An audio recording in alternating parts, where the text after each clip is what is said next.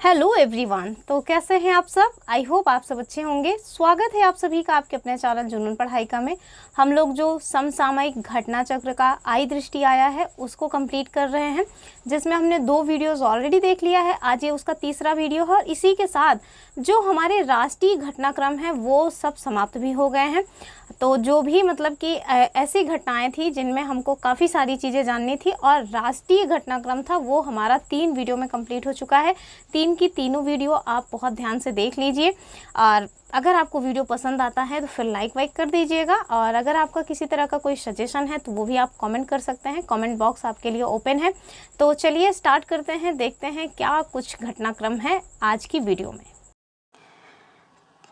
तो आज की जो पहली खबर है उसको हम देखेंगे और वो क्या है, वो है पीएम विद्या लक्ष्मी योजना। ठीक है, तो ये एक स्कीम है, इसके बारे में हम लोग देखेंगे क्या कुछ पॉइंट्स हैं। तो केंद्र सरकार के प्रमुख उद्देश्यों में यह निश्चित करना भी शामिल है कि किसी भी छात्र को केवल निर्धनता के कारण उच्च शिक्षा प्राप्त करने के अवसर से वंचित न होना पड़े। अपने इस उद्देश्य को पूरा करने के लिए जो केंद्रीय शिक्षा मंत्रालय है, इनके अंतर्गत उच्चतर शिक्षा विभाग, जिसे DHE कहा जाता है, इनके द्वारा आर्थिक रूप से कमजोर छात्रों को उनकी उच्च शिक्षा जारी रखने के लिए वित्तीय सहायता प्रदान करने की जो योजनाएं हैं वो स्टार्ट की गई हैं। ये सहायता छात्रवृत्ति, शिक्षा ऋण पर ब्याज सब्सिडी और शिक्षा ऋण के लिए क्रेडिट गारंटी के रूप में प्रदान की जाती है। जो उच्चतर शिक्षा विभाग है, इनकी वित्तीय सहायता जो योजनाएं हैं, जैसे प्रधानमंत्री उच्चतर शिक्षा प्रोत्साहन, जिसे हम PMUSP योजना कहते हैं, इसके मतलब कि इस नाम से एक छत्र योजना यानी कि अम्ब्रेला स्कीम के तहत संचालित की जाती है। उल्लेखनीय है कि जो राष्ट्रीय शिक्षा नीति यानी नेशनल एजुकेशन पॉलिसी 2020 है, इसके तहत उच्च शिक्षा में सकल नामांकन अनुपात यानी ग्रॉस एनरोलमेंट रेशियो को 2019-20 में लगभग 27% से बढ़ा करके 2035 तक कितना करना है, 50% तक करना है। तो ये लक्ष्य हमारे लिए इम्पॉर्टेंट बन सकता है कि जो हमारा नेशनल एजुकेशन पॉलिसी 2020 आया है, उसके तहत सकल नामांकन अनुपात को 2027 में जो कि कितना था, 2019-20 में जो कि 27% था, इसको 2035 तक बढ़ा करके कितना करने का लक्ष्य है, 50%। तो हमारे एग्जाम में ना लक्ष्य खूब पूछे जाते हैं। आगे देखिए इसके लिए यानी कि इस घटना से या इस स्कीम से हमारे लिए क्या याद करने योग्य चीज़ें हैं। पहला देखिए कि 6 नवंबर 2024 को प्रधानमंत्री नरेंद्र मोदी की अध्यक्षता में केंद्रीय मंत्रिमंडल ने पीएम विद्या लक्ष्मी योजना को स्टार्ट किया। तो कब स्टार्ट किया, सबसे पहले तो यही याद रखना है कि 6 नवंबर 2024 को। क्रोनोलॉजी में स्कीम्स आजकल बहुत पूछी जा रही हैं, तो आप इसको याद रख सकते हैं कि पीएम विद्या लक्ष्मी योजना जो है 2024 में लाई गई थी। कब, तो 6 नवंबर को। ठीक है, और सबसे बड़ी बात तो यह एक नई केंद्रीय क्षेत्र की योजना है। इसका उद्देश्य क्या है, तो इस योजना का उद्देश्य है मेधावी विद्यार्थियों को वित्तीय सहायता प्रदान करना, ताकि आर्थिक बाधाओं के कारण भारत का कोई भी युवा गुणवत्तापूर्ण उच्च शिक्षा प्राप्त करने से वंचित ना हो। आगे देखिए, इस योजना के तहत किसी गुणवत्ता युक्त उच्च शिक्षा संस्थान में प्रवेश प्राप्त करने पर छात्रों को बिना जमानत और गारंटी मुक्त ऋण जो है वो प्रदान किया जाएगा। यह ऋण बैंकों और वित्तीय संस्थानों के द्वारा प्रदान किया जाएगा और यह जो ऋण है ना, एक सेकेंड, तो यह जो ऋण है पाठ्यक्रम की पूरी ट्यूशन फीस और अन्य संबंधित खर्चों को भी कवर करेगा। यह योजना एक सरल, पारदर्शी और छात्र अनुकूल प्रणाली के माध्यम से संचालित की जाएगी, जो परस्पर संगत और पूरी तरह से डिजिटल होगी। ठीक है ना, तो पूरी तरह से कैसी होगी, डिजिटल होगी। अब देख लीजिए कि कौन इसमें जो है पात्र होंगे, यानी पात्रता संबंधी जो नियम है वो क्या है। तो यह योजना NIRF यानी इंडिया रैंकिंग्स द्वारा, NIRF इंडिया रैंकिंग्स के द्वारा निर्धारित देश के शीर्ष गुणवत्ता वाले उच्च शिक्षा संस्थानों में प्रवेश पर ही लागू होगी। इस योजना के अंतर्गत शामिल किए जाने वाले संस्थानों का विवरण जो है वो आपको नीचे दिया गया है। पहला कौन सा है, NIRF इंडिया रैंकिंग्स में समग्र यानी ओवरऑल श्रेणी विशिष्ट, कैटेगरी स्पेसिफिक और डोमेन विशिष्ट रैंकिंग में शीर्ष 100 संस्थानों में स्थान प्राप्त करने वाले सभी उच्च शिक्षा सरकारी और निजी संस्थान। दूसरा कौन सा है, NIRF जो इंडिया रैंकिंग है, इसमें 101 से 200 तक रैंक प्राप्त करने वाले राज्य सरकारों के जो उच्च शिक्षा संस्थान हैं वो, और केंद्र सरकार के द्वारा प्रशासित सभी संस्थानों को इसमें शामिल किया जाएगा। इस सूची को नवीनतम NIRF इंडिया रैंकिंग्स का उपयोग करके प्रति वर्ष अपडेट किया जाएगा। ठीक है, तो अद्यतन मतलब क्या होता है, अपडेट करते रहना। आगे देखिए, यह योजना 860 मतलब कि 860 यानी 860 पात्र गुणवत्ता युक्त उच्च शिक्षा संस्थानों में आरंभ होगी और 22 लाख से अधिक विद्यार्थी अपनी इच्छा अनुसार इस योजना का जो लाभ है वो उठा सकेंगे। आगे देखिए, प्रदान किए जाने वाले लाभ कौन से हैं। तो इस योजना के तहत 7.5 लाख रुपए तक के ऋण के लिए छात्रों को 75% जो क्रेडिट गारंटी है वो प्राप्त होगी।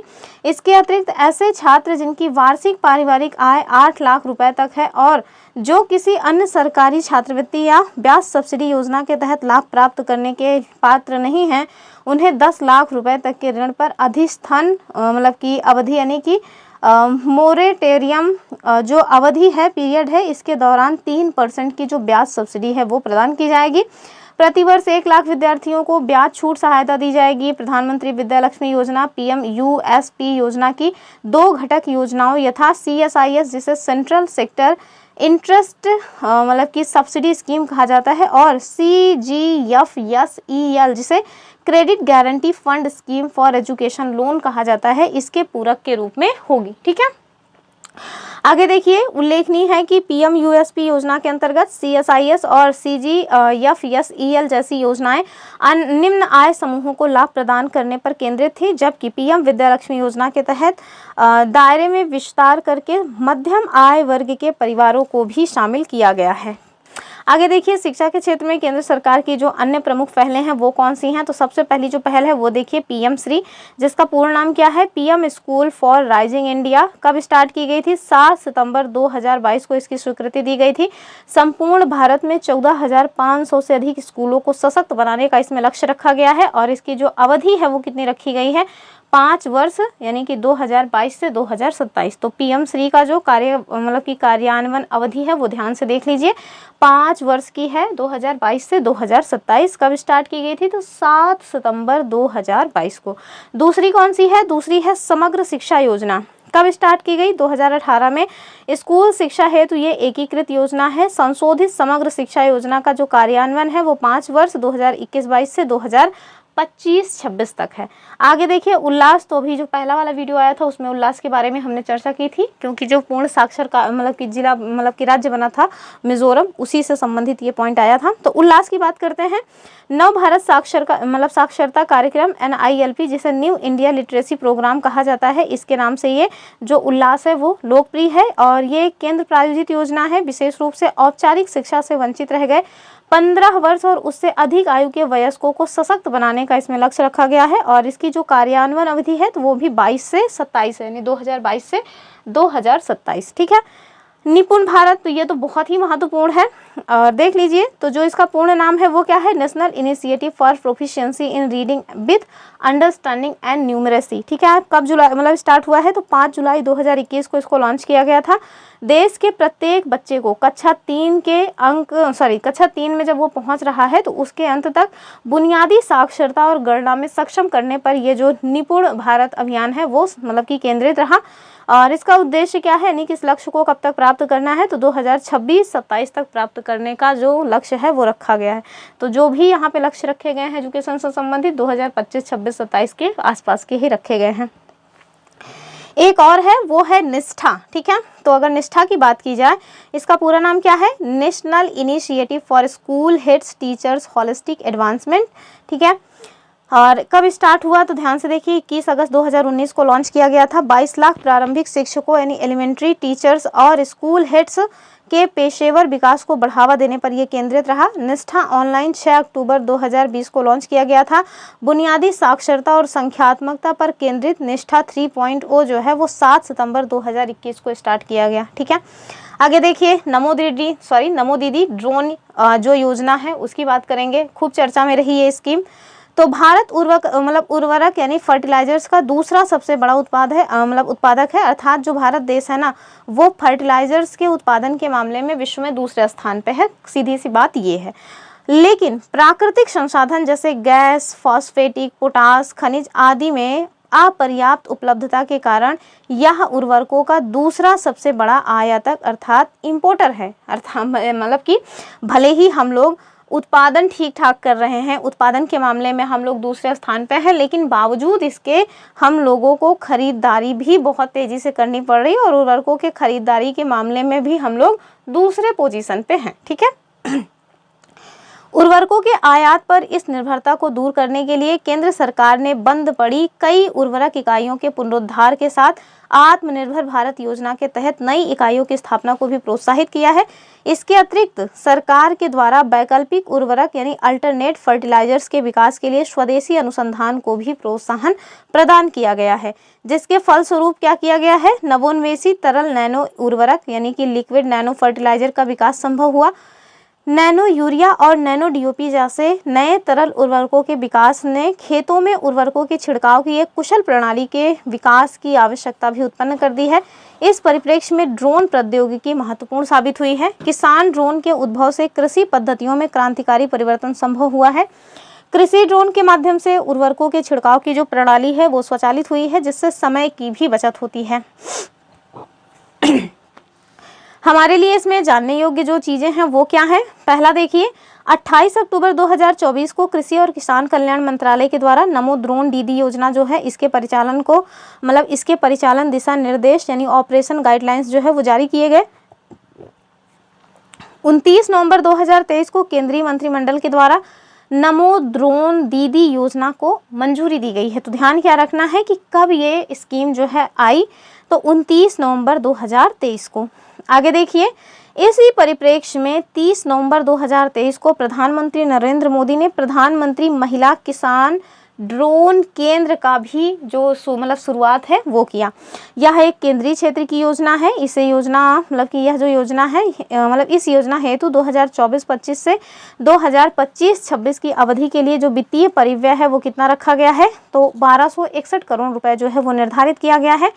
इस योजना के तहत केंद्र सरकार 15,000 चयनित महिला स्वयं सहायता समूहों यानी SSGs यानी सेल्फ हेल्प ग्रुप्स को ड्रोन जो है वो प्रदान करेगी।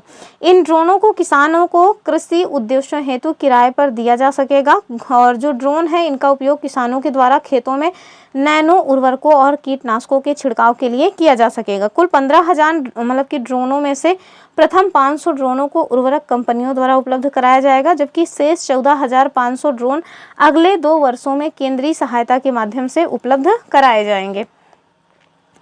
एक ड्रोन एवं उसके सहायक उपकरणों यानी एक्सेसरीज की जो टोटल लागत है वो कितनी है, तो लगभग 10 लाख रुपए है।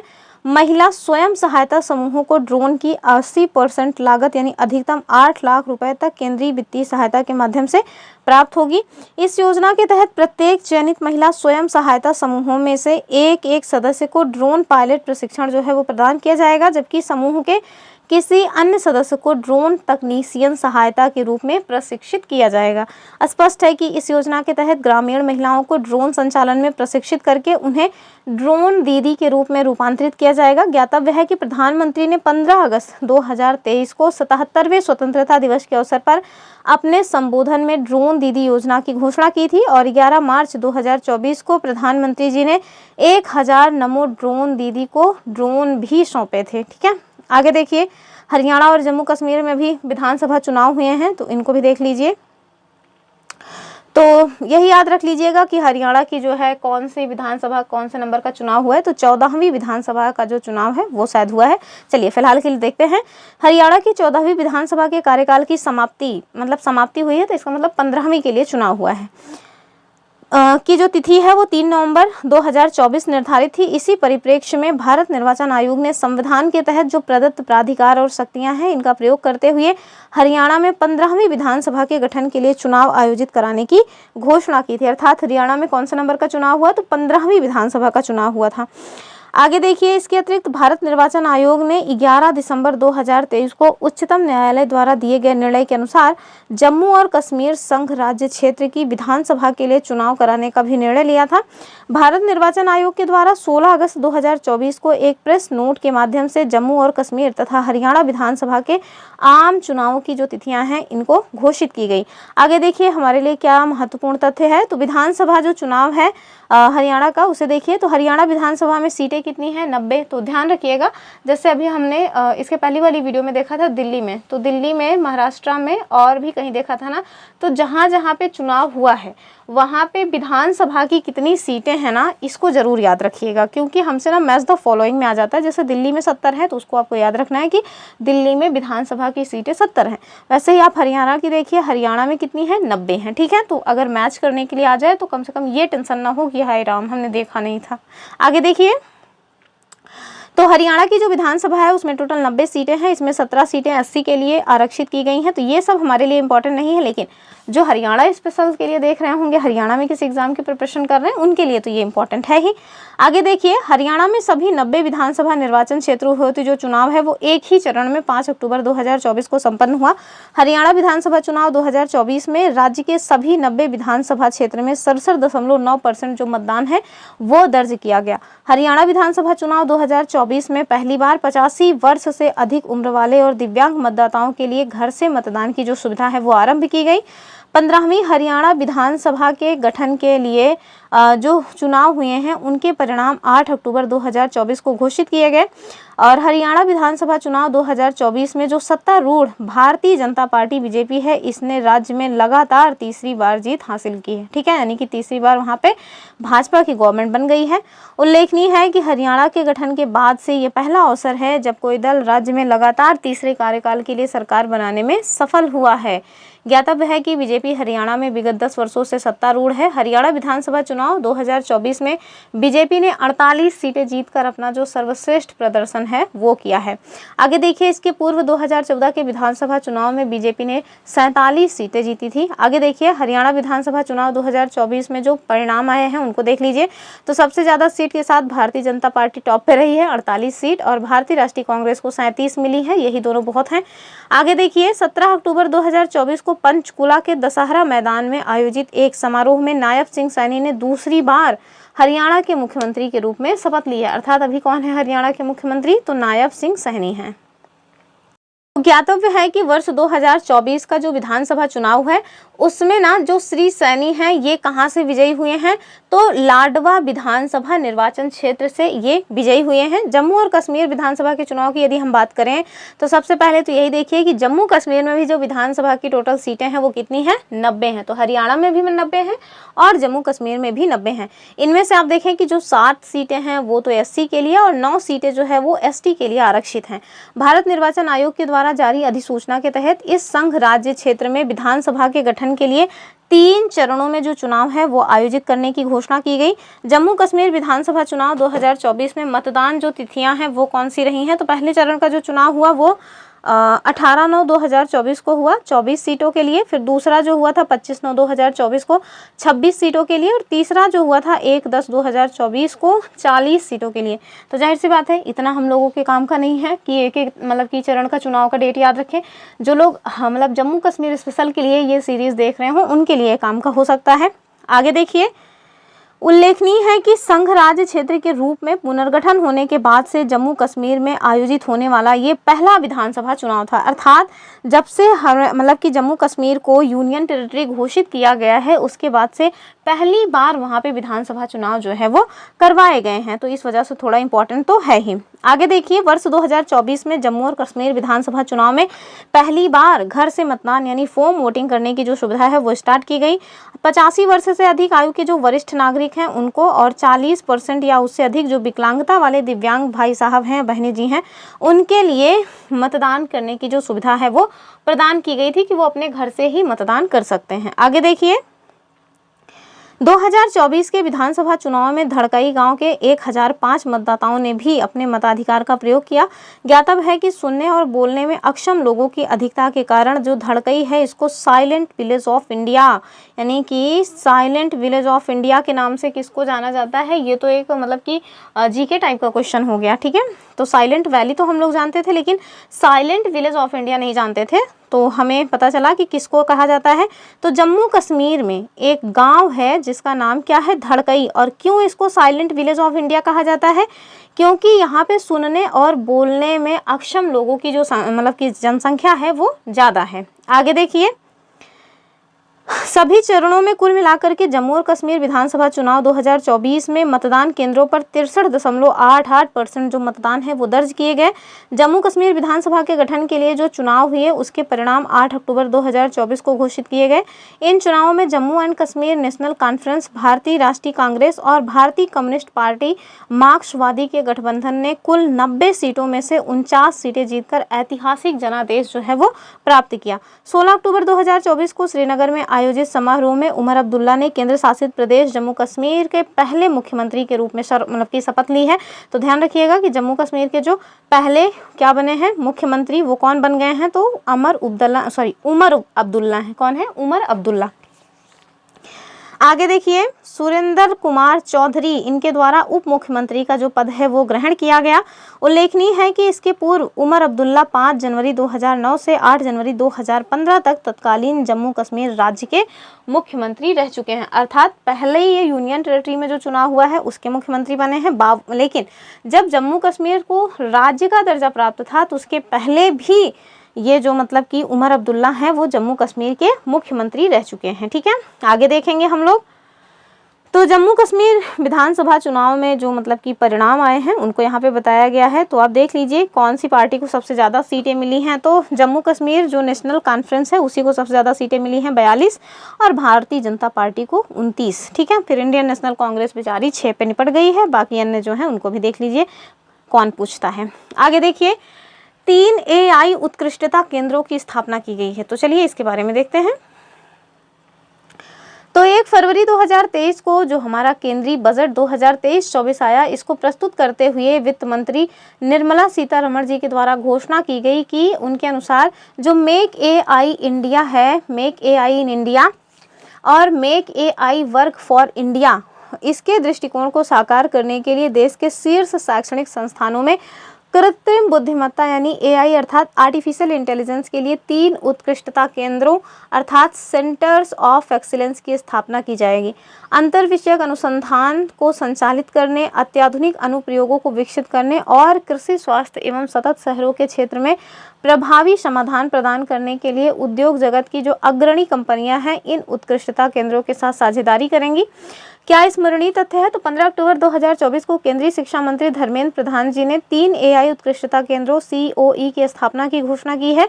ये केंद्र स्वास्थ्य सेवा, कृषि एवं सतत शहरों पर केंद्रित होंगे और इन उत्कृष्टता केंद्रों का नेतृत्व उद्योग भागीदारों और स्टार्टअप्स के सहयोग से शीर्ष शैक्षणिक संस्थानों के द्वारा किया जाएगा। स्वास्थ्य सेवा क्षेत्र में AI उत्कृष्टता केंद्र का जो नेतृत्व है वो IIT दिल्ली और अखिल भारतीय आयुर्विज्ञान संस्थान एम्स नई दिल्ली के द्वारा किया जाएगा। कृषि क्षेत्र में AI उत्कृष्टता केंद्र का जो नेतृत्व है वो IIT रोपड़ के द्वारा किया जाएगा। सतत शहर क्षेत्र में AI उत्कृष्टता केंद्र का जो नेतृत्व है वो कौन करेगा? तो IIT कानपुर के द्वारा किया जाएगा।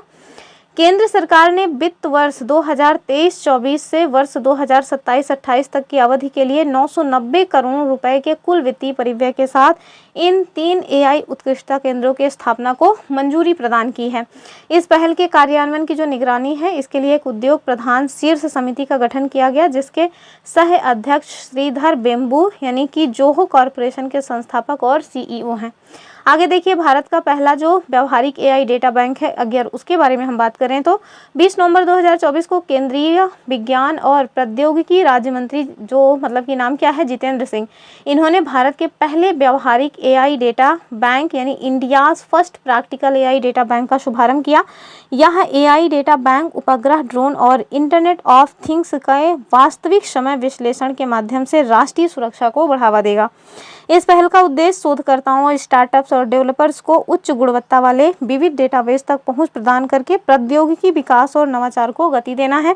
उल्लेखनीय है कि ये डेटाबेस इसके मतलब कि स्केलेबल और समावेशी AI समाधानों के निर्माण हेतु आवश्यक है। अगला जो हमारा मतलब की खबर है वो क्या है?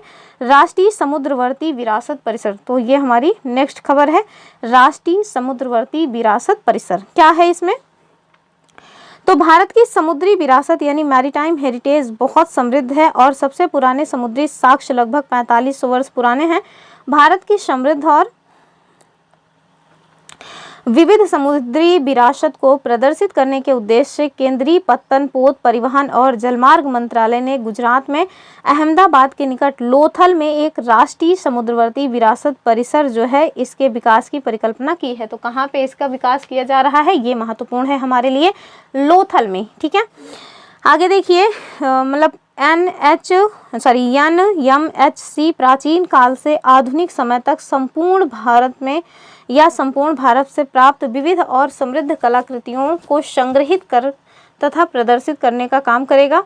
साथ ही ये जनता को भारत की गौरवशाली समुद्री विरासत के बारे में जागरूकता फैलाएगा और शिक्षित भी करेगा। ठीक है, क्या है हमारे लिए इसमें स्मरणीय तथ्य? तो 9 अक्टूबर 2024 को प्रधानमंत्री नरेंद्र मोदी जी की अध्यक्षता में केंद्रीय मंत्रिमंडल ने लोथल, गुजरात में राष्ट्रीय समुद्रवर्ती विरासत परिसर के विकास को मंजूरी प्रदान की। ये परियोजना 2 चरणों में पूरी की जाएगी और इस परियोजना के अंतर्गत चरण 1A और 1B को EPC यानी engineering, procurement and constructions model में विकसित किया जा रहा है, जबकि जो चरण 2 है इसका विकास भूमि उपट्टे सार्वजनिक निजी भागीदारी के माध्यम से किया जाएगा। अगर हम चरण 1A फेज 1A की बात करें तो इस चरण में 6 दीर्घाओं यानी गैलरीज सहित NMHC संग्रहालय की जो स्थापना है वो की जाएगी। साथ ही इस चरण में भारतीय नौसेना और भारतीय तटरक्षक बल के लिए समर्पित एक गैलरी का निर्माण भी किया जाएगा, जो कि देश की सबसे बड़ी दीर्घाओं में से एक होगी। ठीक है, आगे देखिए, इस गैलरी में INS निशंक, थोड़ा ध्यान से नाम देख लीजिए कि इस गैलरी में INS निशंक, सी हैरियर युद्धक विमान और एक US-3 हेलीकॉप्टर सहित बाह्य नौसैन्य कलाकृतियों को प्रदर्शित किया जाएगा। ठीक है, तो इनका नाम जरूर याद रखिए। इस चरण में प्राचीन लोथल नगर का एक प्रतिकृति मॉडल जो है वो भी शामिल होगा। इस चरण को वर्ष 2025 तक पूरा करने की योजना जो है वो बनाई गई है। अगर हम चरण 1B यानी फेज 1B की बात करें तो इस चरण में NMHC संग्रहालय में 8 और दीर्घाओं को जोड़ करके सुविधाओं को विस्तारित किया जाएगा। इस चरण में एक लाइट हाउस संग्रहालय का निर्माण भी प्रस्तावित है, जो विश्व का सबसे ऊंचा संग्रहालय होगा। चरण 2 यानी फेज 2, तो इस चरण में NMHC को और अधिक विकसित करने के उद्देश्य से तटीय राज्यों के मंडप यानी कोस्टल स्टेट्स पैविलियंस का निर्माण किया जाएगा। इन मंडपों का जो निर्माण है वो संबंधित तटीय राज्यों और केंद्र शासित प्रदेशों के द्वारा किया जाएगा। अगर हम देखें कि NMHC के कार्यान्वयन की जो निगरानी है इसके लिए भारतीय पत्तन संघ यानी इंडियन पोर्ट्स एसोसिएशन को नोडल एजेंसी के रूप में नियुक्त किया गया है। अगर हम लोथल की बात करें तो लोथल शब्द गुजराती शब्द लोथ और थल से मिलकर के बना है, जिसका अर्थ होता है मृतकों का टीला। ठीक है, the Mond of the dead. Lothal जो है वो प्राचीन सिंधु घाटी सभ्यता इंडस वैली सिविलाइजेशन के प्रमुख नगरों में से एक है। ये 2400 ईसा पूर्व का एक प्राचीन नगर है। ठीक है, तो आज से कब का है, यानी कि 2400 ईसा पूर्व का है। ठीक है, अगली खबर देखिए, जो हमारी अगली खबर है वो किससे रिलेटेड है, तो भारतीय कौशल संस्थान मुंबई का उद्घाटन किया गया है। क्यों किया गया है, तो केंद्र सरकार के द्वारा युवाओं को अधिक रोजगार योग्य और आत्मनिर्भर बनाने के माध्यम से भारत को विश्व की कौशल राजधानी के रूप में स्थापित करने की परिकल्पना की गई है। और इसी परिकल्पना के तहत प्रधानमंत्री नरेंद्र मोदी जी की अध्यक्षता में केंद्रीय मंत्रिमंडल ने देश में 3 स्थानों, कहाँ मुंबई, अहमदाबाद और कानपुर में भारतीय कौशल संस्थान की स्थापना के प्रस्ताव को स्वीकृति प्रदान की है। उल्लेखनीय है कि प्रधानमंत्री ने सिंगापुर के इंस्टीट्यूट ऑफ टेक्निकल एजुकेशन के अपने दौरे के दौरान उससे प्रेरणा लेते हुए सर्वप्रथम देश में भारतीय कौशल संस्थान की स्थापना का जो विचार है वो प्रस्तुत किया था। 19 दिसंबर 2016 को प्रधानमंत्री ने कानपुर उत्तर प्रदेश में देश के पहले भारतीय कौशल जो शिलान्यास है उसका किया था। ठीक है, तो ध्यान से देखिए कि 19 दिसंबर 2016 को प्रधानमंत्री जी के द्वारा कानपुर उत्तर प्रदेश में देश का जो पहला भारतीय कौशल संस्थान है उसका शिलान्यास किया गया। तो कहाँ पे किया गया है, उत्तर प्रदेश के कानपुर में। अब हमारे लिए इसमें क्या जानने योग्य चीजें हैं, तो 9 अक्टूबर 2024 को प्रधानमंत्री नरेंद्र मोदी ने भारतीय कौशल संस्थान मुंबई का उद्घाटन किया। इस संस्थान को सार्वजनिक निजी साझेदारी मॉडल के तहत जो है वो स्थापित किया गया है और इस संस्थान को केंद्रीय कौशल विकास और उद्यमशीलता मंत्रालय और टाटा यानी कि Tata India institute of skills के मध्य साझेदारी के माध्यम से स्थापित किया गया है।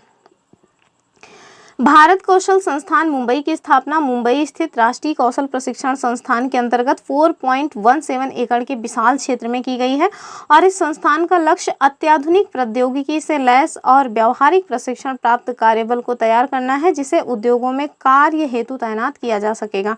आगे देखिए, यह संस्थान चौथी औद्योगिक क्रांति की जरूरतों को पूरा करने के लिए आवश्यक कौशलों और दक्षताओं में प्रतिवर्ष 5000 छात्रों को जो है प्रशिक्षित करेगा। उल्लेखनीय है कि भारतीय कौशल संस्थान मुंबई और भारतीय कौशल संस्थान अहमदाबाद को केंद्रीय कौशल विकास और उद्यमशीलता मंत्रालय तथा टाटा समूह के मध्य साझेदारी के माध्यम से स्थापित किया गया है, जबकि भारतीय कौशल संस्थान जो कानपुर है, मतलब भारतीय कौशल संस्थान कानपुर IIT कानपुर के द्वारा मार्गदर्शित है। ठीक है, आगे देखें, ज्ञातव्य है कि युवाओं को उभरती प्रौद्योगिकियों में प्रशिक्षित करने और उन्हें उन्नत कौशल प्रदान करने के उद्देश्य से नवंबर 2023 में IIT कानपुर और भारतीय कौशल संस्थान कानपुर के बीच एक समझौता ज्ञापन भी हस्ताक्षरित हुआ था। इस MOU के तहत IIT कानपुर अगले 5 वर्षों तक भारतीय कौशल संस्थान कानपुर का मार्गदर्शन करेगा। ठीक है, अगली खबर बहुत ही महत्वपूर्ण है, इससे क्वेश्चंस कई तरह के बनेंगे। ऑलरेडी इससे क्वेश्चंस हमारे पीसीएस ने पूछ भी रखा है। तो क्या है हमारी खबर? तो 5 भाषाओं को भी शास्त्रीय भाषा का दर्जा दिया गया है। पहले से ही 6 भाषाएं थी जिनको शास्त्रीय भाषा का दर्जा मिला हुआ था, अभी 5 और ऐड कर दी गई हैं, अर्थात टोटल आप देखेंगे तो 11 भाषाएं हैं जिनको शास्त्रीय भाषा का दर्जा दिया जा चुका है। तो भारत की भाषाई विविधता की पहचान और उसका सम्मान करते हुए संविधान की 8वीं अनुसूची में आप देखें तो 22 भाषाओं को सम्मिलित किया गया है। कौन कौन सी हैं ये आप मुझे कमेंट करके बताइए। इसी प्रकार कतिपय भारतीय भाषाओं की प्राचीन साहित्यिक परंपरा का संरक्षण और संवर्धन करने के लिए केंद्र सरकार ने उन्हें शास्त्रीय भाषा यानी क्लासिकल लैंग्वेज का दर्जा भी प्रदान किया है। शास्त्रीय भाषा का दर्जा प्रदान करने के माध्यम से केंद्र सरकार इन भाषाओं के क्या करती है, तो इन भाषाओं के गहन प्राचीन इतिहास, विशाल साहित्यिक परंपराओं और राष्ट्र की सांस्कृतिक संरचना में उनके अमूल्य योगदान को मान्यता देती है। अब हम देखेंगे क्या है स्मरणीय तथ्य इसमें। तो 3 अक्टूबर 2024 को प्रधानमंत्री नरेंद्र मोदी जी की अध्यक्षता में केंद्रीय मंत्रिमंडल ने 5 भाषाओं को शास्त्रीय भाषा का दर्जा दिया और वो 5 भाषाएं कौन सी हैं? मराठी, पाली, प्राकृत, असमिया और बांग्ला। ठीक है, इन भाषाओं से मुख्य रूप से संबंधित देश के राज्य कौन से हैं? तो महाराष्ट्र का है मराठी, बिहार, उत्तर प्रदेश और मध्य प्रदेश में पाली तथा प्राकृत, पश्चिम बंगाल की बांग्ला और असम की असमिया। ठीक है, अगर हम मराठी भाषा की बात करें तो मराठी एक भारतीय आर्यन यानी इंडो आर्यन भाषा है जो व्यापक रूप से महाराष्ट्र राज्य में बोली जाती है। मराठी भाषा का जो पहला ज्ञात शिलालेख है वो लगभग 2200 वर्ष पुराना है। कहाँ पे? तो नाड़े घाटा शिलालेख में पाया जाता है जहाँ महारथिनो शब्द का प्रयोग किया गया है। आगे देखिए पाली भाषा। तो पाली भाषा या पाली लैंग्वेज शब्द आधुनिक काल में जो है वो गढ़ा गया था। इस भाषा की सटीक उत्पत्ति विद्वानों के मध्य एक बहस का विषय रही है। 6वीं या 7वीं शताब्दी तक पाली के रूप में ज्ञात किसी भी विशिष्ट भाषा का कोई अस्तित्व नहीं था। पाली भाषा के आरंभिक संदर्भ जो है वो बौद्ध विद्वान बुद्धघोष की टिप्पणियों में आपको मिल जाते हैं। अगर हम प्राकृत भाषा की बात करें तो प्राकृत जो है वो मध्यकालीन भारतीय आर्य भाषाओं के एक समूह का प्रतिनिधित्व करती है। ये भाषा भारत की समृद्ध भाषाई और सांस्कृतिक विरासत को समझने की दृष्टि से अत्यंत महत्वपूर्ण है। आदि शंकराचार्य की एक उक्ति है और वो क्या है? वाचा प्राकृत संस्कृत और श्रुति गिरो। ठीक है, इस उक्ति का अर्थ क्या है? तो प्राकृत और संस्कृत दोनों भाषाएं भारतीय विद्या की संवाहिकाएं हैं। ठीक है, यदि आचार्य पारणी की बात करें तो आचार्य पारणी, चंड वरुरुचि, समंत भद्र आदि अनेक ऐसे प्रख्यात भाषाविद रहे हैं जिन्होंने प्राकृत के व्याकरण ग्रंथ जो है वो लिखे। भगवान महावीर और महात्मा बुद्ध जैसे महापुरुषों ने अपने उपदेश में इसी भाषा का प्रयोग किया। असमिया भाषा जो है वो असम की आधिकारिक भाषा है और इसकी उत्पत्ति कहाँ से हुई है? तो जाहिर सी बात है संस्कृत से हुई है। ऐसे माना जाता है कि असमिया भाषा का विकास 7वीं सदी में हुआ। असमिया भाषा का सबसे प्रारंभिक जो लिखित उल्लेख है वो आपको कहाँ मिलेगा? तो कथा गुरुचरित नामक ग्रंथ से प्राप्त होता है। बांग्ला भाषा की यदि बात करें तो जातिवादी रूप से बांग्ला जो है वो इंडो आर्यन भाषाओं से उत्पन्न हुई है। बांग्ला, असमिया और ओडिया के साथ साथ मागधी, मैथिली और भोजपुरी दक्षिण पूर्वी क्षेत्र में एक भाषाई समूह यानी कि लिंग्विस्टिक ग्रुप का निर्माण करती है। आगे देखें हम लोग तो शास्त्रीय भाषाओं के बारे में यहाँ बताया गया है। 3 अक्टूबर 2024 को केंद्रीय मंत्रिमंडल ने 5 भाषाओं को शास्त्रीय भाषा का दर्जा देने का जो प्रस्ताव है उसको मंजूरी दी है। इससे पहले की जो 6 भाषाएं थी वो कौन सी थी, तो संस्कृत, तमिल, तेलुगु, कन्नड़, मलयालम और उड़ीसा को शास्त्रीय भाषा का दर्जा दिया जा चुका है। इस प्रकार देश में अब शास्त्रीय भाषाओं की संख्या 11 हो गई है। ध्यान रखिएगा कि 2004 में तमिल जो लैंग्वेज है ना उसको मतलब कि इस सूची में शामिल करना, अर्थात शास्त्रीय भाषा के रूप में दर्जा देने वाली या दर्जा प्राप्त करने वाली पहली भाषा है तमिल। और कब उसको मतलब कि दर्जा मिला, 2004 में। हम आपको कहेंगे कि आप ना ये जो संस्कृत, तमिल, तेलुगु, कन्नड़, मलयालम और उड़िया है, इन सभी को कब जो है शास्त्रीय भाषा का दर्जा दिया गया, इसको जरूर याद करके रखिए ईयर। और सबसे देखिए लास्ट में 2011 या 2011 में शायद उड़िया को दिया गया था, 2004 में आपको मतलब कि तमिल को दिया गया, अन्य जो है 2008 इसके आसपास की हैं। तो इन सब के ईयर जरूर याद कर लीजिएगा। पूरी संभावना है कि इस बार क्रोनोलॉजी में ये क्वेश्चन आपसे बन जाए, ठीक है, तो इसको जरूर याद करके रखिएगा। या तो ये क्वेश्चन क्रोनोलॉजी में बन सकता है या तो फिर ये इस तरह से पूछ लेंगे, मतलब एक स्टेटमेंट दे देंगे, ठीक है, कि मतलब पहली जो शास्त्रीय भाषा है उसको मतलब किसको शास्त्रीय भाषा के रूप में दर्जा प्रदान किया गया था, तो वैसे तो वो तमिल है, हो सकता है वो तमिल के बदले मतलब संस्कृत को तो कह बोल दें, तो ये वाला स्टेटमेंट रॉन्ग हो जाएगा, क्योंकि तमिल जो है ना वो पहली भाषा है, 2004 में उसको शास्त्रीय भाषा का दर्जा दिया गया। और उसके बाद दूसरा स्टेटमेंट दे देंगे कि हाल ही में 5 भाषाओं को या 6 भाषाओं को मतलब कि शास्त्रीय भाषा का दर्जा दिया गया। अगर 5 लिखा है तो फिर ठीक है, अगर 6 लिख दिया है तो मतलब कि गलत हो जाएगा। और ये भी मतलब स्टेटमेंट में दे सकते हैं कि वो 5 भाषाएं कौन सी हैं, और हो सकता है उसमें एक एक्स्ट्रा ऐड कर दें। तो इस वजह से आप ध्यान से इस स्टेटमेंट को मतलब एक एक जो इसमें लाइन है ना उसको थोड़ा ध्यान से देख लीजिएगा, और ईयर ज़रूर देख लीजिएगा कि कब संस्कृत को मिला, कब तमिल, कब तेलुगु और कब कन्नड़ को मिला, ठीक है। आगे देखिए फिलहाल के लिए।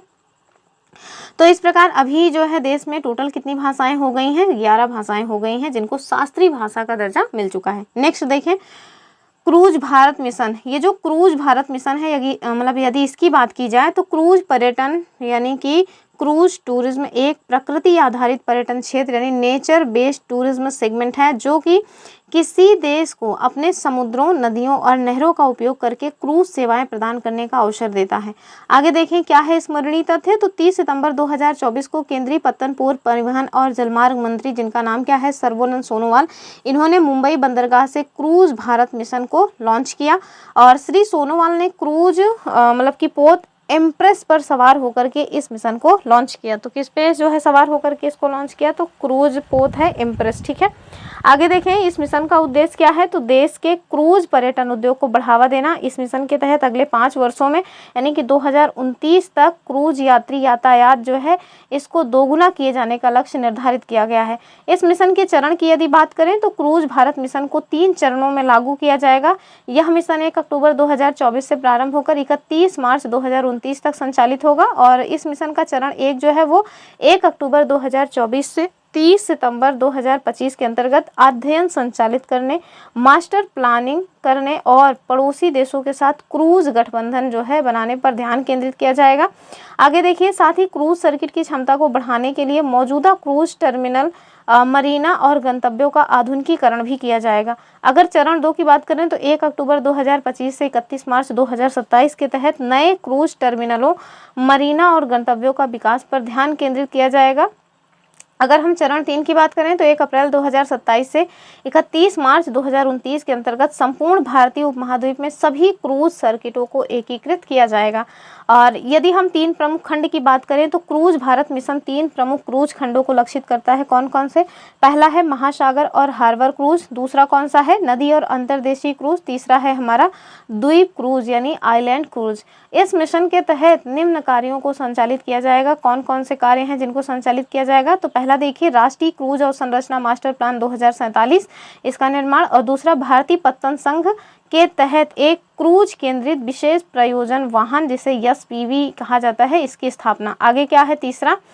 तो क्रूज विकास निधि यानी क्रूज डेवलपमेंट फंड की स्थापना करना, और चौथा है क्रूज इंडिया समिट जैसे आयोजन की मेजबानी करना, और राष्ट्रीय क्रूज पर्यटन नीति को लॉन्च करना। ठीक, आगे देखिए शहरी शासन सूचकांक 2024, तो अभी हाल ही में एक सूचकांक आया है, कौन सा, शहरी शासन सूचकांक 2024। इसकी हम बात करें तो सबसे पहले 2020 में प्रजा फाउंडेशन के द्वारा ये लॉन्च किया गया था। तो सर्वप्रथम जो है कब लॉन्च किया गया था, 2020 में, किसके द्वारा, प्रजा फाउंडेशन के द्वारा। शहरी शासन सूचकांक अर्बन गवर्नेंस इंडेक्स नीति निर्माताओं के लिए एक महत्वपूर्ण उपकरण के रूप में उभर करके सामने आया है। लॉन्च किए जाने के बाद से ही इस सूचकांक ने केंद्र सरकार से लेकर के शहरी सरकारों के स्तर तक शहरी शासन सुधारों पर व्यापक चर्चाओं को प्रेरित किया है, जिससे भारतीय शहरों में कई जो बुनियादी सुधार हैं इनका मार्ग जो है वो प्रशस्त हुआ है। हमारे लिए क्या इसमें स्मरणीय तथ्य है, तो 26 सितंबर 2024 को प्रजा फाउंडेशन के द्वारा शहरी शासन सूचकांक 2024 को लॉन्च किया गया। तो लॉन्च करता कौन है, ध्यान से देख लीजिए, प्रजा फाउंडेशन, और ये इस बार द्वितीय संस्करण है, ये भी देख लीजिए।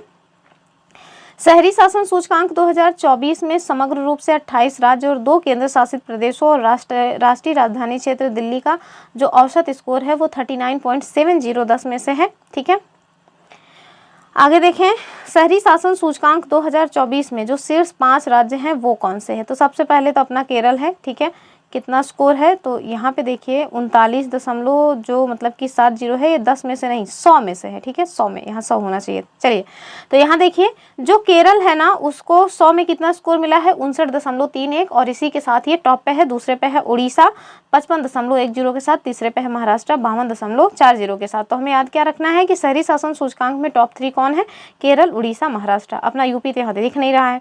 आगे देखिए शहरी शासन सूचकांक 2024 में बिहार जिसका स्कोर कितना है 41.12, और इसी के साथ ये 15वें स्थान पे है, जबकि अपना यूपी देखो बिहार को भी पीछे छोड़ दिया है, 16वें स्थान पे है 40.70 अर्थात 40.70 स्कोर के साथ 16वें स्थान पे अपना यूपी है। तो यूपी वाले अलग देख लीजिए, बिहार वाले अपना अलग देख लीजिए। चलिए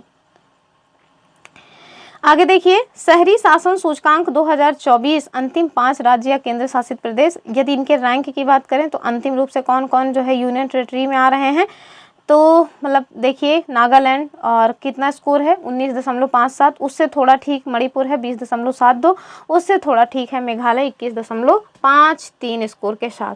अब आप देखिए शहरी शासन सूचकांक 2024 4 विषयों में उत्तर प्रदेश की रैंक, तो यहाँ पे उत्तर प्रदेश की जो रैंक है वो देख लीजिए कौन कौन से विषय हैं उसके साथ। तो सशक्त शहर निर्वाचित जो प्रतिनिधि और विधायी संरचना है इसमें उत्तर प्रदेश की रैंक है 13 12.56 स्कोर के साथ। सशक्त शहर प्रशासन में उत्तर प्रदेश की रैंक 24 है, और सशक्त नागरिक प्रशासन में 24 है, जबकि राजकोषीय सशक्तिकरण में उत्तर प्रदेश की जो रैंक है वो 6 है। ठीक है, चलिए आगे देखेंगे हम लोग। अब हमारा जो अगला क्वेश्चन है या अगला जो हमारी जो अगली खबर है वो क्या है, भारत का 13वां महापत्तन। तो इसको भी देख लीजिए। तो भारत सरकार के द्वारा द्वीपीय विकास कार्यक्रम यानी आइलैंड डेवलपमेंट प्रोग्राम के तहत कुछ चुनिंदा द्वीपों का समग्र विकास करने की जो परियोजना है वो स्टार्ट की गई है। इस कार्यक्रम के तहत ग्रेट निकोबार जो कि भारत का सबसे दक्षिणी द्वीप यानी कि the southern most island of India है, इसका चयन 4 प्रमुख परियोजनाओं नामतः पत्तन, हवाई अड्डा, टाउनशिप और ऊर्जा संयंत्र के विकास के लिए किया गया है। आप देखें गलाथिया की खाड़ी जिसे गलाथिया वे कहा जाता है, अंडमान और निकोबार द्वीप समूह के ग्रेट निकोबार द्वीप में स्थित है। तो समझ आ रहा है गलाथिया वे कहाँ पर है, तो ग्रेट निकोबार द्वीप में स्थित है। ये अपने आप में एक स्टैटिक जीके वाला क्वेश्चन है। आगे देखिए भारत सरकार ने गलाथिया की खाड़ी में एक अंतर्राष्ट्रीय कंटेनर ट्रांसशिपमेंट पोर्ट जो है इसका विकास करने की योजना बनाई है। इसका उद्देश्य कंटेनरों के ट्रांसशिपमेंट को सुविधाजनक बनाना, जिससे भारत के समुद्री व्यापार में वृद्धि होगी। क्या है स्मरणीय तथ्य, 4 सितंबर 2024 को जारी एक अधिसूचना के अनुसार केंद्र सरकार के द्वारा गलाथिया की खाड़ी पत्तन को तत्काल प्रभाव से महापत्तन घोषित कर दिया गया है। यह भारत का 13वां महापत्तन यानी 13th मेजर पोर्ट होगा। ठीक है, तो ध्यान से देख लीजिए इसको, कौन सा है, गलाथिया वे। ठीक है, गलाथिया की खाड़ी पत्तन 13वां महापत्तन इसको घोषित किया गया है। गलाथिया की खाड़ी पत्तन पूर्व पश्चिम विश्व शिपिंग कॉरिडोर के निकट अपनी रणनीतिक स्थिति के कारण गेटवे और ट्रांसशिप्ड कार्गो दोनों को आकर्षित करने के लिए उपयुक्त है। जो गलाथिया की खाड़ी पत्तन है, इसकी रणनीतिक स्थिति भारत के एक्जिम यानी एक्सपोर्ट इंपोर्ट व्यापार को बढ़ावा देगी, क्योंकि यह अंतरराष्ट्रीय शिपिंग मार्ग पर स्थित है। अब हम देखते हैं भारत के जो 13 महापत्तन है, मेजर पोर्ट्स है, वो कौन से हैं। अब देखिए एक इसमें पूछा भी गया है, और वो कौन सा है, तो गोवा वाला कहाँ पे है, दिख जाए तो मैं बताऊँ आपको, वही वाला पूछा गया था। ये नहीं, ये तो कहीं का और का है, एक सेकेंड, कहीं दिख ही नहीं रहा। अब करते करते अगर ये मिल गया, ये वाला पूछा गया था यूपीपीसीएस 2023 या 2022 के आसपास, जो अपर प्रीलिम्स होता है उसमें, ठीक है। तो इसको ऑलरेडी पूछा जा चुका है। खैर चलिए देख लेते हैं जो 13 महापत्तन है वो कौन से हैं। तो सबसे पहला आप देखिए श्यामा प्रसाद मुखर्जी पत्तन कोलकाता, जो कि हल्दिया मतलब इसी में शामिल है। दूसरा है पारादीप पत्तन उड़ीसा का। विशाखापत्तनम जो पत्तन है आंध्र प्रदेश। चौथा देखें कामराजर पत्तन तमिलनाडु। फिर चेन्नई पत्तन तमिलनाडु। ओ चिदम्बरनार पत्तन तुतुकोडी तमिलनाडु। और दीनदयाल पत्तन कच्छ गुजरात। मुंबई पत्तन महाराष्ट्र। जवाहरलाल नेहरू पत्तन, इसी को न्याया शाबा भी कहा जाता है, महाराष्ट्र।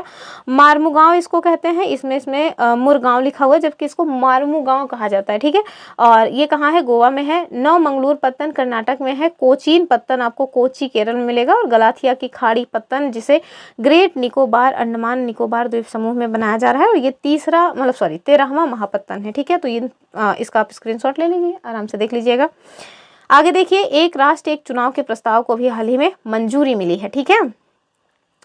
तो ये इसका जब मतलब कि मंजूरी मिली थी ना, तो उसके जस्ट बाद आप देखेंगे तो यूपीएससी का मेंस हुआ था, तो उसमें क्वेश्चन इससे बना हुआ था। चलिए फिलहाल के लिए देखते हैं। तो भारत के संदर्भ में समकालिक चुनाव यानी कि मतलब इससे तात्पर्य क्या है कि लोकसभा, सभी राज्य की विधानसभाओं और स्थानीय निकायों के लिए एक साथ कराए जाने वाले चुनाव, इसे एक देश एक चुनाव यानी वन नेशन वन इलेक्शन के नाम से जाना जाता है।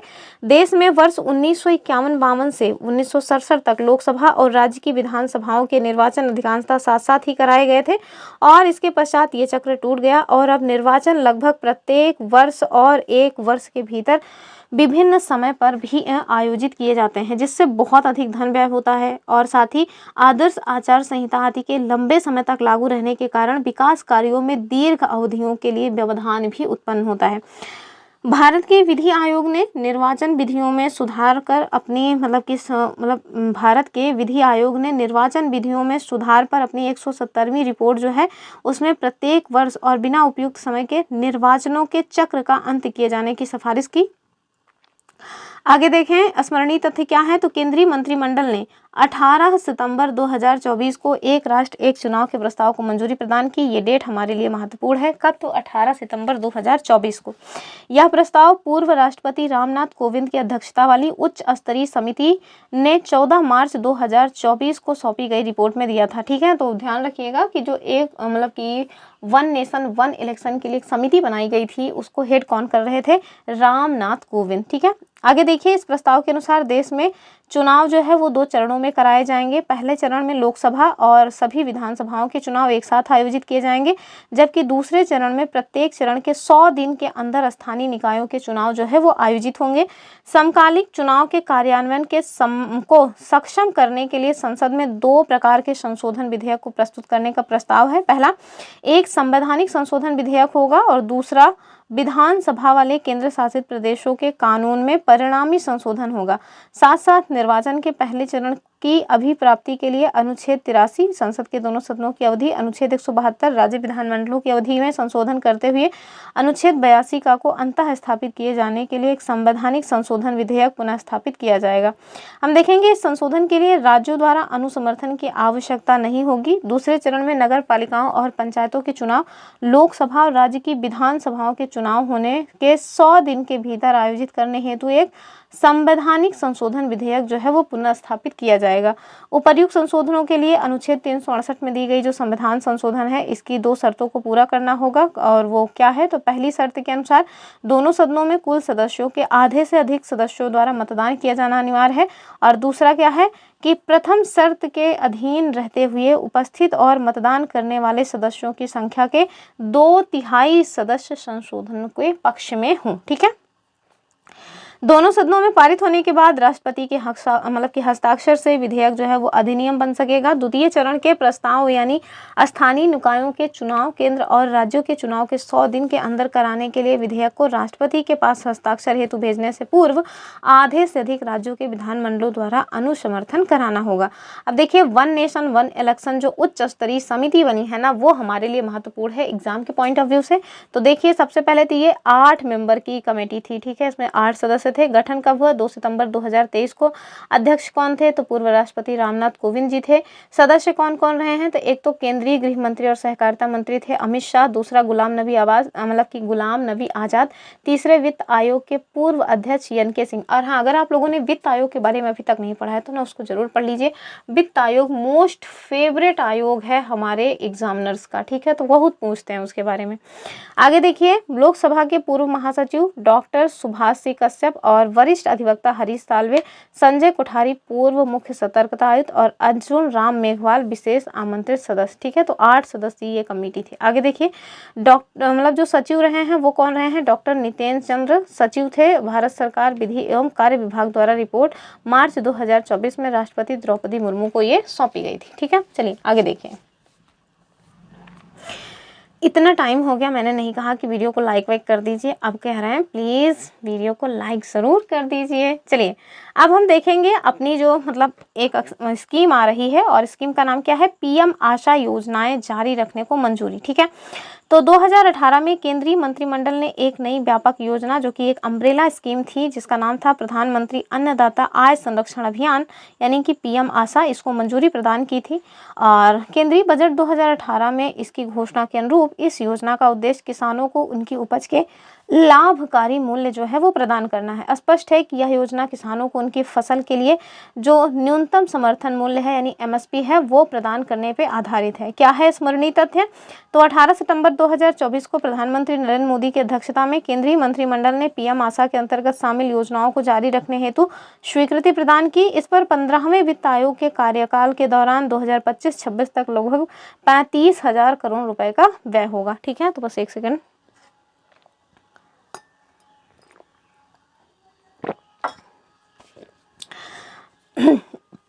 जो हमारी अगली खबर है वो देख लीजिए और वो क्या है? प्रधानमंत्री जनजाति उन्नत ग्राम अभियान, ठीक है।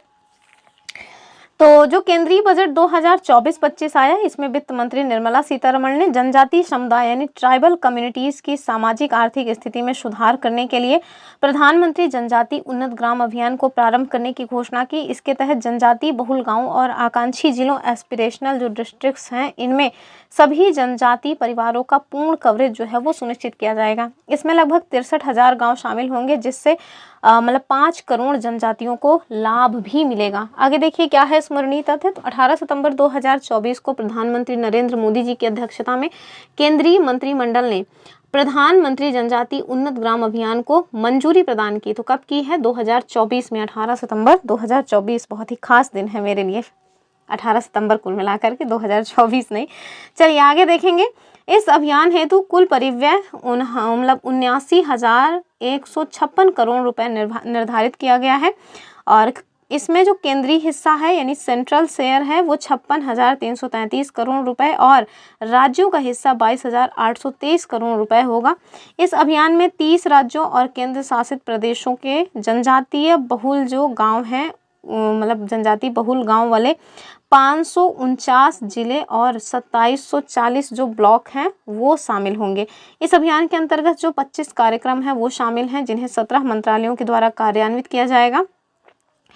केंद्रीय पर्यटन मंत्रालय के माध्यम से स्वदेश दर्शन के अंतर्गत 1000 गृह प्रवासों यानी होम स्टेज को बढ़ावा दिया जाएगा। अगली खबर देखिए, बायो राइड योजना को मंजूरी। और अगर आपको लग रहा है कि हमारी स्पीड ज़्यादा है तो आप स्पीड स्लो कर सकते हैं। वैसे तो मैं कहूँगी कि और स्पीड बढ़ा के ही देख लीजिए, ज़्यादा फायदे में रहिएगा, क्योंकि ये एक तरह का ना बस रिवीजन होता है। कुछ अगर आपको नए फैक्ट्स मिल रहे हैं, नई चीज़ें मिल रही हैं तो वही चाहे जो, बाकी अगर आपने करंट अफेयर पूरा साल भर फॉलो किया है तो फिर दिक्कत नहीं होती है, बस एक रिवीजन फॉर्म में इसको देख सकते हैं। चलिए हम आगे देखेंगे। बायो राइड योजना जो है ये क्या है? तो ग्लोबल बायो इंडिया जैव प्रौद्योगिकी से संबंधित हितधारकों का एक विशाल अंतर्राष्ट्रीय सम्मेलन है और इस वार्षिक कार्यक्रम का आयोजन जैव प्रौद्योगिकी उद्योग अनुसंधान सहायता परिषद यानी BIRAC biotechnology industry research assistant council के द्वारा किया जाता है, जो जैव प्रौद्योगिकी विभाग के अधीन सार्वजनिक क्षेत्र का उद्यम है।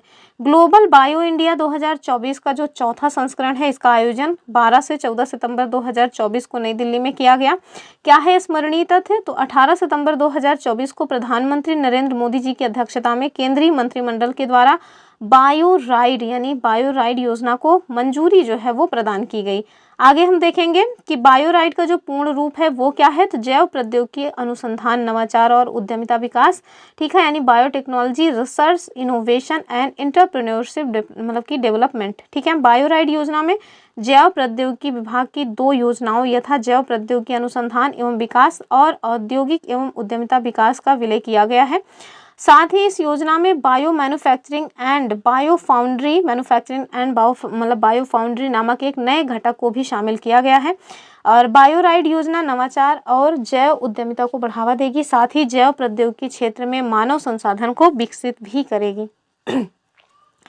अब हम देखेंगे बायो E3 नीति को जो मंजूरी मिली है वो, तो 24 अगस्त 2024 को केंद्रीय मंत्रिमंडल द्वारा बायो E3 अर्थव्यवस्था, पर्यावरण और रोजगार के लिए जैव प्रौद्योगिकी नीति को मंजूरी प्रदान कर दी गई। Bio E3 biotechnology for economy मतलब की एनवायरमेंट एंड एम्प्लॉयमेंट नीति का उद्देश्य उच्च प्रदर्शन करने वाले जैव निर्माण यानी हाई परफॉर्मेंस बायो मैन्युफैक्चरिंग को बढ़ावा देना है। इस नीति के तहत बायो विनिर्माण यानी कि bio manufacturing, bio AI hub and bio foundry की स्थापना के माध्यम से प्रौद्योगिकी विकास और व्यवसायीकरण में तेजी लाने का लक्ष्य जो है वो निर्धारित किया गया है। आगे देखिए, नमो भारत रैपिड रेल का उद्घाटन किया गया है। तो इसमें क्या है, तो मेक इन इंडिया कार्यक्रम की सफलता के एक उत्कृष्ट उदाहरण के रूप में भारतीय रेलवे ने भारत की पहली स्वदेशी सेमी हाई स्पीड जो ट्रेन है, कैसी है, तो भारत की पहली स्वदेशी semi high speed train Vande Bharat express को लॉन्च किया, ठीक है। 15 फरवरी 2019 को पहली वंदे भारत एक्सप्रेस ट्रेन को नई दिल्ली, कानपुर, प्रयागराज, वाराणसी मार्ग पर रवाना किया गया था। वंदे भारत एक्सप्रेस की अधिकतम गति कितनी है, तो 160 किलोमीटर पर आवर है। 1 सितंबर 2024 को केंद्रीय रेल मंत्री अश्विनी वैष्णव ने BEML लिमिटेड के बेंगलुरु रेल परिसर में भारत की पहली Vande Bharat sleeper train set को रवाना किया था और इसे BEML लिमिटेड द्वारा स्वदेशी रूप से डिजाइन किया गया था। तो ध्यान रखिए, BEML लिमिटेड के द्वारा इसको डिजाइन किया गया। क्या है इसमें स्मरणीय तथ्य, तो 16 सितंबर 2024 को प्रधानमंत्री नरेंद्र मोदी ने गुजरात में भारत की पहली वंदे मेट्रो ट्रेन का जो है वो उद्घाटन किया। तो कहाँ पे किया, ध्यान से देखिए, गुजरात में किया। कब, तो 16 सितंबर 2024 को। आगे देखिए, इस ट्रेन का संचालन गुजरात में अहमदाबाद एवं भुज के मध्य किया जा रहा है। आधिकारिक रूप से इस ट्रेन के पुनर्नामकरण जो है नमो भारत रैपिड रेल के रूप में किया गया है, ठीक है। तो इसका जो पुनर्नामकरण है वही है नमो भारत रैपिड रेल। उल्लेखनीय है कि नमो भारत रैपिड रेल पारंपरिक मेट्रो प्रणालियों से काफ़ी भिन्न है। शहरी मेट्रो ट्रेन आमतौर पर एक शहर की सीमा के अंतर्गत ही संचालित होती है, जबकि नमो भारत रैपिड ट्रेन जो रेल है उसको अंतर शहर कनेक्टिविटी यानी इंटरसिटी कनेक्टिविटी प्रदान करने के लिए डिज़ाइन किया गया है। आगे देखें हम लोग, मिशन मौसम बहुत ही महत्वपूर्ण रहा था जब ये खबर आई थी तो चलिए देखते हैं क्या है मिशन मौसम। तो 11 सितंबर 2024 को प्रधानमंत्री नरेंद्र मोदी जी की अध्यक्षता में केंद्रीय मंत्रिमंडल ने मिशन मौसम जो है इसको स्वीकृति प्रदान की। 2 वर्षों के लिए इस मिशन हेतु 2000 करोड़ रुपए का परिव्यय जो है वो निर्धारित किया गया। इस मिशन का उद्देश्य हर मौसम के लिए अधिक तैयार और जलवायु स्मार्ट भारत का विनिर्माण करना है या निर्माण करना है। स्मरणीय तथ्य क्या है, तो मिशन मौसम मुख्य रूप से केंद्रीय पृथ्वी विज्ञान मंत्रालय, तो ये मंत्रालय कौन है, ध्यान से देखिए, इनके द्वारा कार्यान्वित किया जाएगा। पृथ्वी विज्ञान मंत्रालय के निम्न 3 संस्थान इस मिशन के मुख्य की रूप से कार्यान्वित होंगे। कौन सा, तो पहला है भारत मौसम विज्ञान विभाग, और दूसरा है भारतीय उष्णदेशीय मौसम विज्ञान संस्थान, और तीसरा है राष्ट्रीय मध्यम अवधि मौसम पूर्वानुमान केंद्र, ठीक है। तो मिशन मौसम की परिकल्पना एक बहुआयामी और परिवर्तनकारी पहल के रूप में की गई है, जो भारत के मौसम और जलवायु संबंधी विज्ञान अनुसंधान और सेवाओं को अभूतपूर्व बढ़ावा देगी। अब देखिए, एक सर्वेक्षण किया गया है जो कि बहुत ही महत्वपूर्ण है, कई बार हमारे एग्जाम में बन चुका है। स्वच्छ वायु सर्वेक्षण 2024, ठीक है।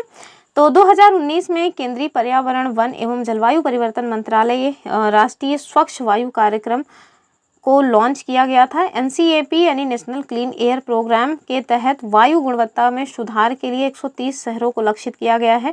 स्वच्छ वायु सर्वेक्षण केंद्रीय पर्यावरण, वन और जलवायु परिवर्तन मंत्रालय की एक नई पहल है जिसका उद्देश्य वायु गुणवत्ता यानी एयर क्वालिटी के आधार पर 130 एनसीएपी शहरों की रैंकिंग जो है वो तैयार करना है। आगे देखिए क्या है हमारे लिए जानने योग्य। तो 7 सितंबर 2024 को जयपुर में नीले आकाश के लिए स्वच्छ वायु के अंतर्राष्ट्रीय दिवस यानी International Day of Clean Air for Blue Skies के अवसर पर स्वच्छ वायु सर्वेक्षण 2024 के परिणामों की घोषणा की गई, ठीक है। केंद्रीय पर्यावरण, वन और जलवायु परिवर्तन मंत्री जो भूपेंद्र यादव जी हैं और राजस्थान के मुख्यमंत्री भजन लाल शर्मा, इन्होंने स्वच्छ वायु सर्वेक्षण अवार्ड 2024 जो है वो प्रदान किए। तो ध्यान से देखिए, भूपेंद्र यादव जी और भजन लाल शर्मा जी, ठीक है। स्वच्छ वायु सर्वेक्षण 2024 में अगर हम देखें तो विभिन्न श्रेणियों में शामिल जो शीर्ष 3 शहर हैं उनको, तो सबसे पहला देखिए श्रेणी 1 और रैंक शहर राज्य, ठीक है। तो अगर हम श्रेणी 1 में देखें तो पहले, दूसरे और तीसरे पे कौन है, तो सबसे पहले तो अपना सूरत है, देन जबलपुर, देन आगरा है, ठीक है।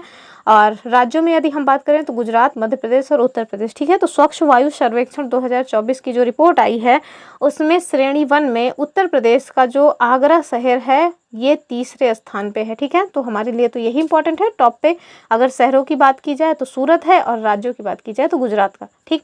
तीसरा स्थान अपने उत्तर प्रदेश के आगरा का है। अब हम श्रेणी 2 की बात करें तो श्रेणी 2 में भी अपने उत्तर प्रदेश का एक मतलब कि शहर शामिल हुआ है, कौन सा है, झांसी, और ये भी तीसरे स्थान पे ही है। तो श्रेणी 2 में फर्स्ट पे कौन सा है, तो फिरोजाबाद। तो ध्यान से देख लीजिए, गलती हो गई मुझसे।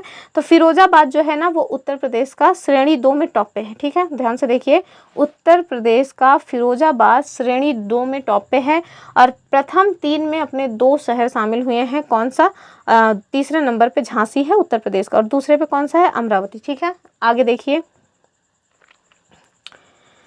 श्रेणी 3 की यदि बात किया जाए तो श्रेणी 3 में भी पहले स्थान पे अपना उत्तर प्रदेश का ही एक शहर है, कौन सा, रायबरेली। दूसरे पे है नलगोंडा तेलंगाना का और तीसरे पे है नालागढ़ हिमाचल प्रदेश का, ठीक है।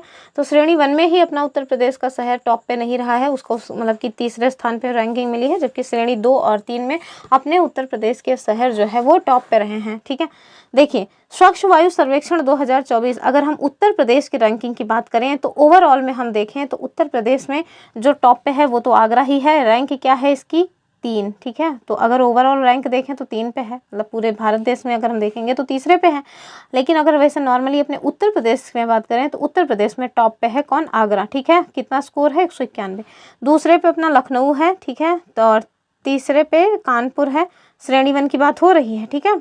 और वाराणसी जो है फिर आपको चौथे पे मिल जाएगा, 5वें पे गाजियाबाद है। तो इतना यही याद रखना, बस आगरा, लखनऊ, कानपुर याद रखिए, बहुत है, 3 कम से कम। हम अगर श्रेणी 2 की बात करें तो श्रेणी 2 में अपने उत्तर प्रदेश का जो फिरोजाबाद है ना वो टॉप पे है। तो ओवरऑल भारत देश के भीतर भी श्रेणी 2 में उत्तर प्रदेश का फिरोजाबाद टॉप पे है और उत्तर प्रदेश में तो है ही। गोरखपुर जो है, झांसी को देखिए, झांसी मतलब कि हमारे उत्तर प्रदेश में दूसरे पे है, जबकि ओवरऑल भारत देश में देखें तो ये तीसरे स्थान पे है। तीसरे पे देखिए गोरखपुर, हमारे उत्तर प्रदेश में इसका स्थान तीसरा है, जबकि ओवरऑल आप देखें तो ये चौथे स्थान पे है, ठीक है। तो बस 3 याद रखिए।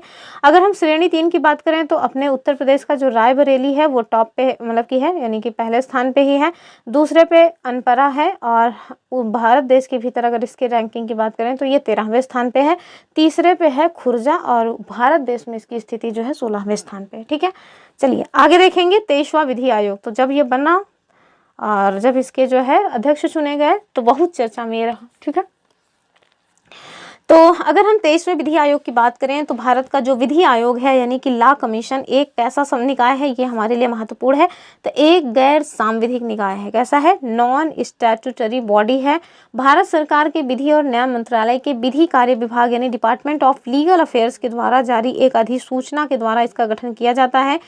कानून के क्षेत्र में अनुसंधान करने के लिए एक निश्चित समय सीमा के साथ इसका गठन किया जाता है। यह आयोग विचारार्थ विषयों के अनुसार केंद्र सरकार को रिपोर्ट के रूप में सिफारिशें करता है। अगर हम स्मरणीय तथ्यों की बात करें तो 2 सितंबर 2024 को केंद्रीय विधि और न्याय मंत्रालय द्वारा भारत के 23वें विधि आयोग के गठन हेतु एक अधिसूचना जारी की गई। राष्ट्रपति द्रौपदी मुर्मू ने 3 वर्षों 1 सितंबर 2024 से 31 अगस्त 2027 तक की अवधि के लिए 23वें विधि आयोग के गठन को मंजूरी दी है। मोस्ट इम्पॉर्टेंट यही है, ठीक है। कब से कब तक का है ये, तो 1 सितंबर 2024 से 31 अगस्त 2027 तक। आगे देखिए, भारत के 23वें विधि आयोग के मतलब आयोग में निम्न व्यक्ति शामिल किए गए हैं। कौन कौन से हैं, तो एक पूर्णकालिक अध्यक्ष होंगे, 4 पूर्णकालिक सदस्य होंगे मतलब कि सदस्य सचिव सहित, और सचिव कौन मतलब सचिव होंगे विधि कार्य विभाग पदेन सदस्य के रूप में, सचिव विधायी विभाग पदेन सदस्य के रूप में, 5 अंशकालिक सदस्य होंगे। और आगे देखेंगे हम लोग, विधि आयोग का हेडक्वार्टर आपको नई दिल्ली में मिल जाएगा। चलिए नेक्स्ट देखिए, 16 अप्रैल 2025 को भारत के राजपत्र में प्रकाशित अधिसूचना के तहत न्यायमूर्ति जो कि सेवानिवृत्त हो चुके हैं, जिनका नाम क्या है, दिनेश माहेश्वरी, इनको 23वें विधि आयोग के पूर्णकालिक अध्यक्ष के रूप में नियुक्त किया गया है, ठीक है। तो ये जो है कौन बने हैं विधि आयोग के अध्यक्ष, दिनेश माहेश्वरी, ठीक है। आगे देखिए, साथ ही में अगर हम बात करें कि जो 22वां विधि आयोग है, इसके पूर्व सदस्य DP वर्मा तथा अधिवक्ता हितेश जैन को पूर्णकालिक सदस्य जो है वो नियुक्त किया गया, ठीक। विधि आयोग देख लिया आपने, किसको, तो दिनेश माहेश्वरी को 23वें विधि आयोग के पूर्णकालिक अध्यक्ष के रूप में नियुक्त किया गया है। अब हम अगला जो है उसको देखेंगे। तो अगली जो खबर है, डिजिटल कृषि मिशन। तो भारत की डिजिटल क्रांति के द्वारा क्षेत्र को रूपांतरित करने के उद्देश्य से केंद्रीय बजट 2023-24 में कृषि के लिए डिजिटल सार्वजनिक अवसंरचना यानी DPI डिजिटल पब्लिक मतलब की इंफ्रास्ट्रक्चर के निर्माण की घोषणा की गई। तत्पश्चात केंद्रीय बजट 2024-25 में वित्त मंत्री निर्मला सीतारमण के द्वारा यह की गई घोषणा की केंद्र सरकार राज्यों के साथ साझेदारी में अगले 3 वर्षों के लिए कृषि के लिए डिजिटल सार्वजनिक अवसंरचना लागू करेगी। इस पहल के तहत किसानों और उनकी भूमि को आच्छादित किया जाएगा। इस वित्त वर्ष DPI का उपयोग करते हुए 400 जिलों में खरीफ का डिजिटल फसल सर्वेक्षण जो है वो किया जाएगा। इसका लक्ष्य 6 करोड़ किसानों को उनकी भूमि के विवरण के साथ रजिस्ट्रियों को अद्यतन यानी अपडेट करना है। क्या है स्मरणीय तथ्य, तो 2 सितंबर 2024 को केंद्र सरकार द्वारा डिजिटल कृषि मिशन यानी डिजिटल एग्रीकल्चर मिशन को मंजूरी प्रदान की गई। इस मिशन हेतु कुल परिव्यय यानी टोटल जो आउटले है वो 2817 करोड़ रुपए निर्धारित किया गया है, जिसमें केंद्र सरकार को जो हिस्सा है ना वो 1940 करोड़ का है। ये मिशन डिजिटल सार्वजनिक अवसंरचना के विकास पर आधारित है और इस मिशन के तहत किसानों के जीवन को बेहतर बनाने के लिए प्रौद्योगिकी का उपयोग किया जाएगा। उल्लेखनीय है कि वर्तमान में कृषि क्षेत्र और किसानों से संबंधित आंकड़े अलग अलग स्थानों पर बिखरे हुए पड़े हैं। इस परिप्रेक्ष्य में डिजिटल कृषि मिशन का उद्देश्य एक ही मंच यानी सिंगल प्लेटफॉर्म पर एक समेकित डाटाबेस को निर्माण करना है, ठीक है। इससे कई डेटाबेस और अलग अलग प्लेटफॉर्म के रखरखाव की आवश्यकता नहीं रहेगी और इसके फलस्वरूप किसान अपनी डिजिटल पहचान सुनिश्चित करने और उसे प्रमाणित करने में सक्षम हो जाएंगे तथा विभिन्न लाभों एवं सेवाओं को प्राप्त कर सकेंगे। आगे देखिए, डिजिटल कृषि मिशन मूलभूत स्तंभ क्या है इसके, तो डिजिटल कृषि मिशन को एक व्यापक योजना यानी अम्ब्रेला स्कीम के रूप में डिजाइन किया गया है, जिससे विभिन्न डिजिटल कृषि पहलों को समर्थन प्रदान किया जा सके। यह मिशन 2 मूलभूत स्तंभों यानी फाउंडेशनल पिलर्स पर निर्मित है। पहला है एग्रीस्टैक, दूसरा है कृषि निर्णय सहायता प्रणाली, ठीक है। इसके अतिरिक्त इस मिशन में मृदा प्रोफाइल मैपिंग यानी सॉइल प्रोफाइल मैपिंग भी शामिल है। आगे देखिए, एक सेकेंड, तो एग्रीस्टैक किसान की जो पहचान है, यदि इसकी बात की जाए तो इसे किसान केंद्रित यानी DPI के रूप में जो है डिज़ाइन किया गया है। इसके माध्यम से किसानों को कुशल, आसानी और तेज़ी से सेवाओं और योजनाओं की आपूर्ति जो है सुनिश्चित हो सकेगी। एग्रीस्टैक में निम्न 3 प्रमुख घटक शामिल हैं। कौन, तो किसान रजिस्ट्री यानी फार्मर्स रजिस्ट्री, भू संदर्भित गाँवों के नक्शे यानी जियो रेफरेंस्ड विलेज मैप्स, बोई गई फसल की रजिस्ट्री यानी क्रॉप शोन रजिस्ट्री। एग्रीस्टैक के तहत किसान ID यानी फार्मर ID की शुरुआत की गई है। किसान IDs के निर्माण और डिजिटल फसल सर्वेक्षण का जो परीक्षण है, इसको करने के लिए निम्न 6 राज्यों में प्रायोगिक परियोजनाएं संचालित की गई हैं। पहला कौन सा है, तो कहाँ पे ये जो प्रायोगिक मतलब की परियोजनाएं हैं संचालित की जा रही हैं। पहला तो देखें उत्तर प्रदेश के फर्रुखाबाद में, दूसरा गुजरात के गांधीनगर, तीसरा महाराष्ट्र के बीड़ में और चौथा है हम मतलब कि यमुनानगर हरियाणा, और 5वां है पंजाब का फतेहगढ़ साहिब और 6ठा है तमिलनाडु का विरुधनगर, ठीक है। आगे देखिए, कृषि निर्णय सहायता प्रणाली, तो ये प्रणाली फसलों, मिट्टी, मौसम और जल संसाधनों आदि पर सुदूर संवेदन मतलब रिमोट सेंसिंग आधारित जानकारी को एकीकृत करने के लिए एक व्यापक भूस्थानिक प्रणाली जो है उसका निर्माण करेगी। अगर हम मृदा प्रोफाइलिंग मैपिंग की बात करें तो इस मिशन के तहत देश के लगभग 142 मिलियन हेक्टेयर जो कृषि है इसके 1:10,000 के पैमाने पर विस्तृत जो मृदा प्रोफाइल मानचित्र है उसको तैयार करने की परिकल्पना की गई है। अगली खबर भी हमारी काफ़ी महत्वपूर्ण है और वो कौन सी है, वो है सर्वोच्च न्यायालय का ध्वज और प्रतीक चिन्ह। ठीक है, तो भारत के सर्वोच्च न्यायालय भारत के संविधान के तहत एक सर्वोच्च न्यायिक निकाय है। संविधान का अनुच्छेद 124 में उल्लिखित है कि भारत का एक सर्वोच्च न्यायालय होगा। 26 जनवरी 1950 को संविधान के लागू होने के साथ ही सर्वोच्च न्यायालय जो है वो अस्तित्व में आ गया।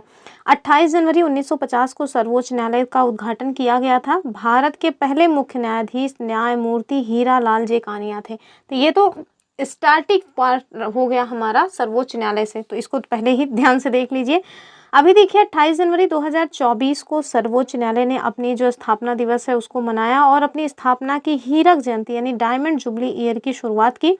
और उल्लेखनीय है कि 28 जनवरी 2025 को सर्वोच्च न्यायालय की स्थापना की 75वीं वर्षगांठ जो है वो मनाई गई। स्मरणीय तथ्य क्या है हमारे लिए, तो 1 सितंबर 2024 को राष्ट्रपति द्रौपदी मुर्मू ने भारत के सर्वोच्च न्यायालय के ध्वज और प्रतीक चिन्ह का जो है अनावरण किया। सर्वोच्च न्यायालय का ध्वज नीले रंग का है। इस ध्वज में संविधान में खुले हुए पन्नों में सर्वोच्च न्यायालय के गोलाकार भवन को उभरते हुए प्रदर्शित किया गया है और इस ध्वज में न्यायालय भवन को सुनहरे रंग से चित्रित किया गया है। इस ध्वज में न्यायालय के गोलाकार भवन के ऊपर अशोक चक्र को स्थान दिया गया है। इस संपूर्ण डिजाइन को एक सर्कल के द्वारा घेरा गया है जिसमें निचले भाग में संस्कृत श्लोक यतो धर्मोस्ततो जया लिखा है। ठीक है, इस श्लोक का अर्थ होता है जहां धर्म है वहां जीत है और इस ध्वज के मध्य भाग में प्रदर्शित डिजाइन भारत के सर्वोच्च न्यायालय के नए प्रतीक चिन्ह के रूप में कार्य करेगी। आगे देखिए, अगर हमसे कहें कि जो न्याय की देवी थी ना, जो आंख में पट्टी बांधे हुए हाथ में तराजू लिए हुए थे, उसमें भी कुछ परिवर्तन किया गया है। क्या परिवर्तन किया गया है उसको आप यहाँ देखिए।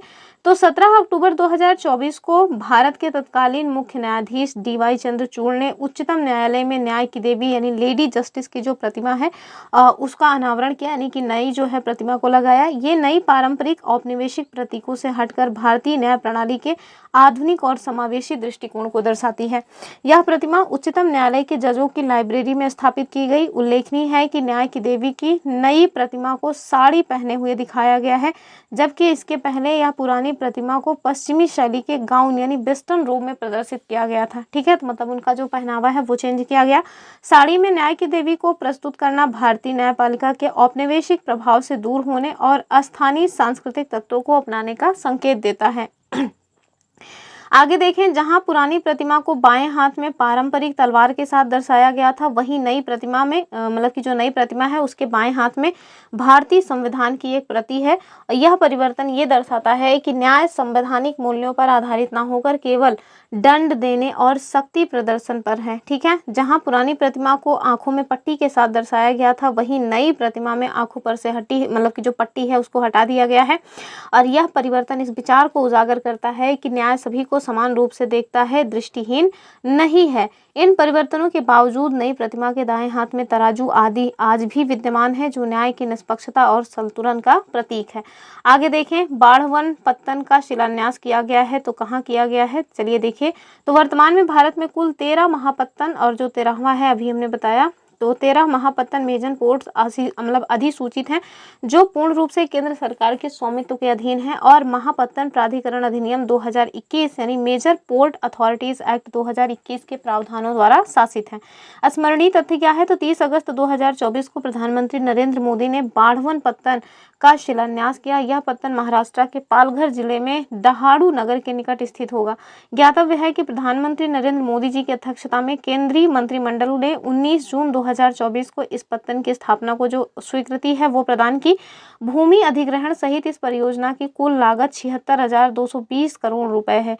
इस परियोजना का निर्माण बाढ़वन पोर्ट प्रोजेक्ट जो है लिमिटेड द्वारा किया जाएगा। ज्ञातव्य है कि VPPL-JNPA यानी जवाहरलाल नेहरू पोर्ट अथॉरिटी और MMB महाराष्ट्र मैरीटाइम बोर्ड द्वारा गठित एक विशेष प्रयोजन वाहन है, जिसमें उनकी हिस्सेदारी क्रमशः 74% एवं 26% है। आगे देखिए, बाढ़वन पत्तन को हर मौसम के लिए उपयुक्त ग्रीनफील्ड डीप ड्राफ्ट महापत्तन के रूप में विकसित किया जाएगा। यह भारत के सबसे बड़े गहरे जल वाले पत्तनों यानी कि लार्जेस्ट डीप वाटर पोर्ट्स में से एक होगा। निर्माण पूरा होने के पश्चात यह पत्तन विश्व के शीर्ष 10 पत्तनों में से एक माना जाएगा। आगे देखिए, अगली जो हमारी खबर है वो कौन सी है।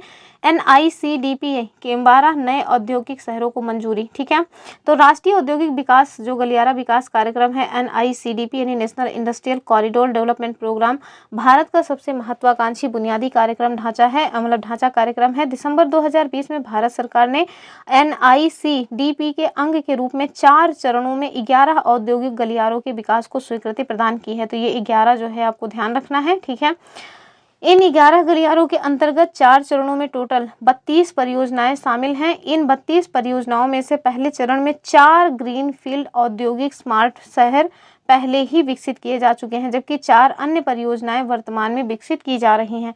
स्मरणीय तथ्य क्या है, तो 28 अगस्त 2024 को केंद्र सरकार ने NICDP के अंतर्गत 12 नए औद्योगिक नोड्स शहरों की स्थापना को मंजूरी प्रदान की है। 28,602 करोड़ रुपए के अनुमानित निवेश के साथ ये 12 परियोजनाएं भारत के औद्योगिक परिदृश्य में क्रांति लेकर के आएंगी। ये 12 औद्योगिक शहर देश के 10 राज्यों में विस्तृत होंगे और इन्हें 6 प्रमुख गलियारों के साथ रणनीतिक रूप से नियोजित यानी प्लान किया जाएगा। उल्लेखनीय है कि 12 नए औद्योगिक शहरों में से केवल 11 शहरों के जो नाम है उनकी घोषणा की गई है। अगर हम मतलब कि ये जो 11 शहर हैं इनके नामों की बात करें तो हरियाणा और जम्मू कश्मीर में विधानसभा चुनाव के कारण आदर्श आचार संहिता लागू होने के चलते एक शहर के नाम का उल्लेख नहीं किया गया है। नए स्वीकृत औद्योगिक जो शहर हैं उनके नाम देखिए तो खुरपिया उत्तराखंड का, राजपुरा पटियाला पंजाब का है, दिघी महाराष्ट्र का है, पलक्कड़ केरल का है। अपने उत्तर प्रदेश से भी 2 है, एक तो आगरा है, दूसरा है प्रयागराज। ठीक है, तो अपने उत्तर प्रदेश वाला जरूर ध्यान से देख लीजिए, आगरा और प्रयागराज।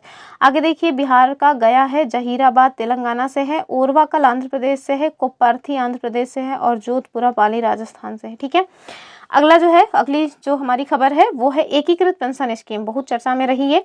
तो हाल ही में केंद्र सरकार ने केंद्र सरकार के कर्मचारियों को वृद्धावस्था में आय सुरक्षा यानी इनकम सिक्योरिटी प्रदान करने के दृष्टिकोण के साथ एक नई एकीकृत पेंशन योजना UPS जो है यूनिफाइड पेंशन स्कीम को मंजूरी प्रदान की है। इस नई योजना से केंद्र सरकार के लगभग 23 लाख कर्मचारियों को लाभ प्राप्ति होने की उम्मीद है। आगे देखिए, ऐसे कर्मचारी जो वर्तमान में जारी पेंशन योजना यथा राष्ट्रीय पेंशन प्रणाली NPS नेशनल पेंशन सिस्टम के तहत लाभार्थी हैं, उनके पास UPS पर स्विच करने का एक मुफ्त विकल्प जो है मतलब होगा। राज्यों को अपने कर्मचारियों को UPS के ढांचे UPS फ्रेमवर्क के तहत लाने का विकल्प दिया गया है या प्रदान किया गया है।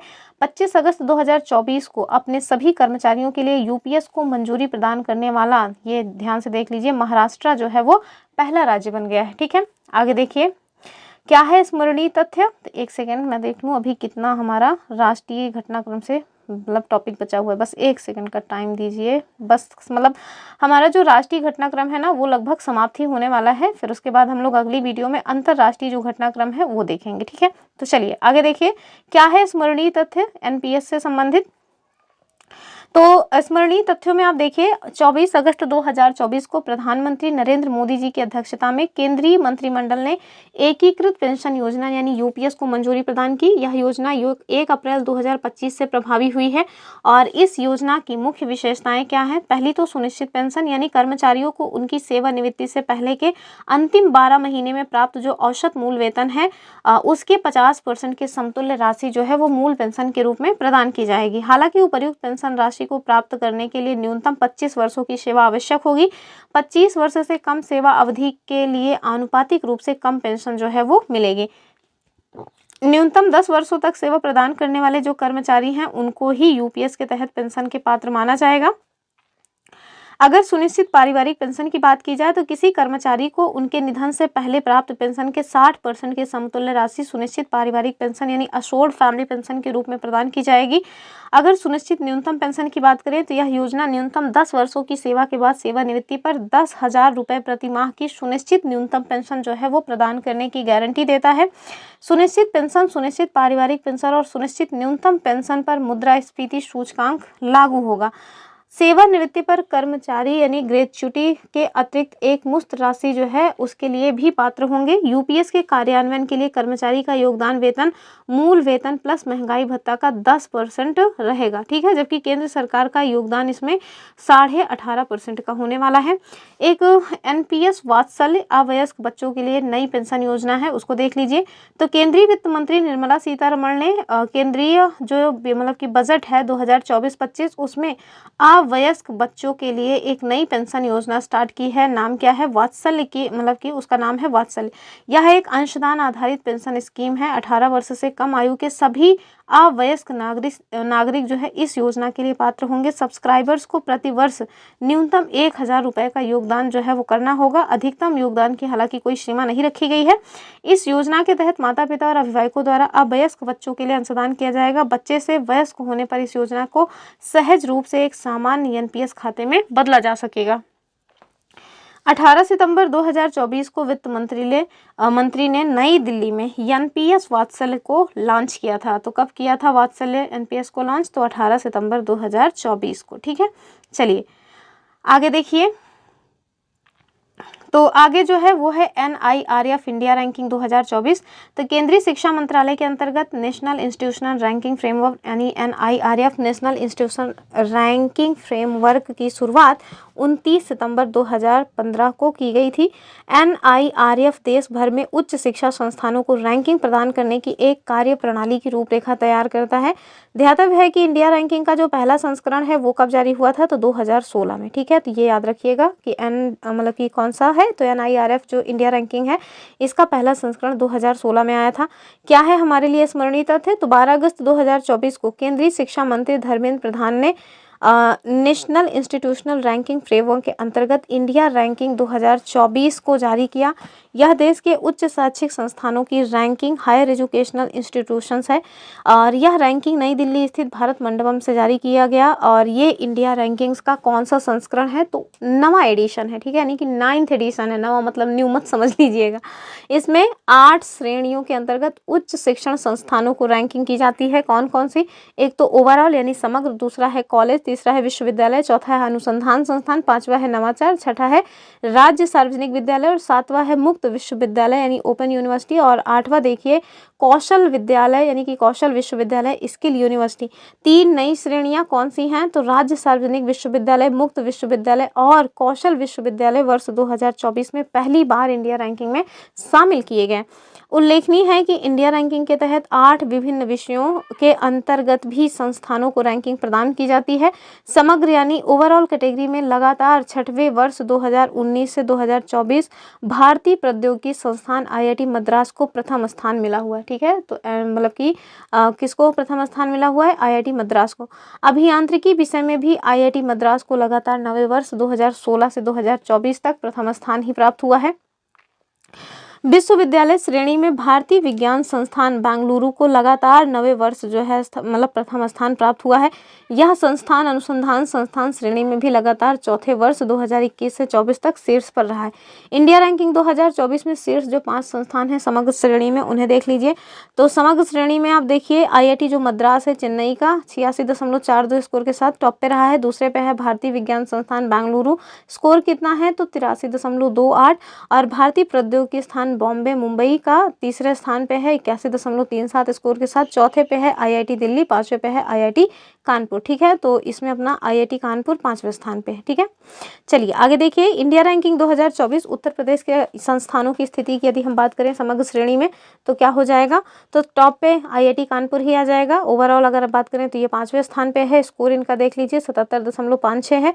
फिर 11वें पे आता है बनारस हिंदू विश्वविद्यालय जो कि उत्तर प्रदेश में दूसरे पे है। फिर 16वें नंबर पे आता है अलीगढ़ मुस्लिम यूनिवर्सिटी जो कि अलीगढ़ है में है। और ये कहाँ मतलब कि उत्तर प्रदेश में तीसरे स्थान पे है, चौथे पे BHU है, ठीक है।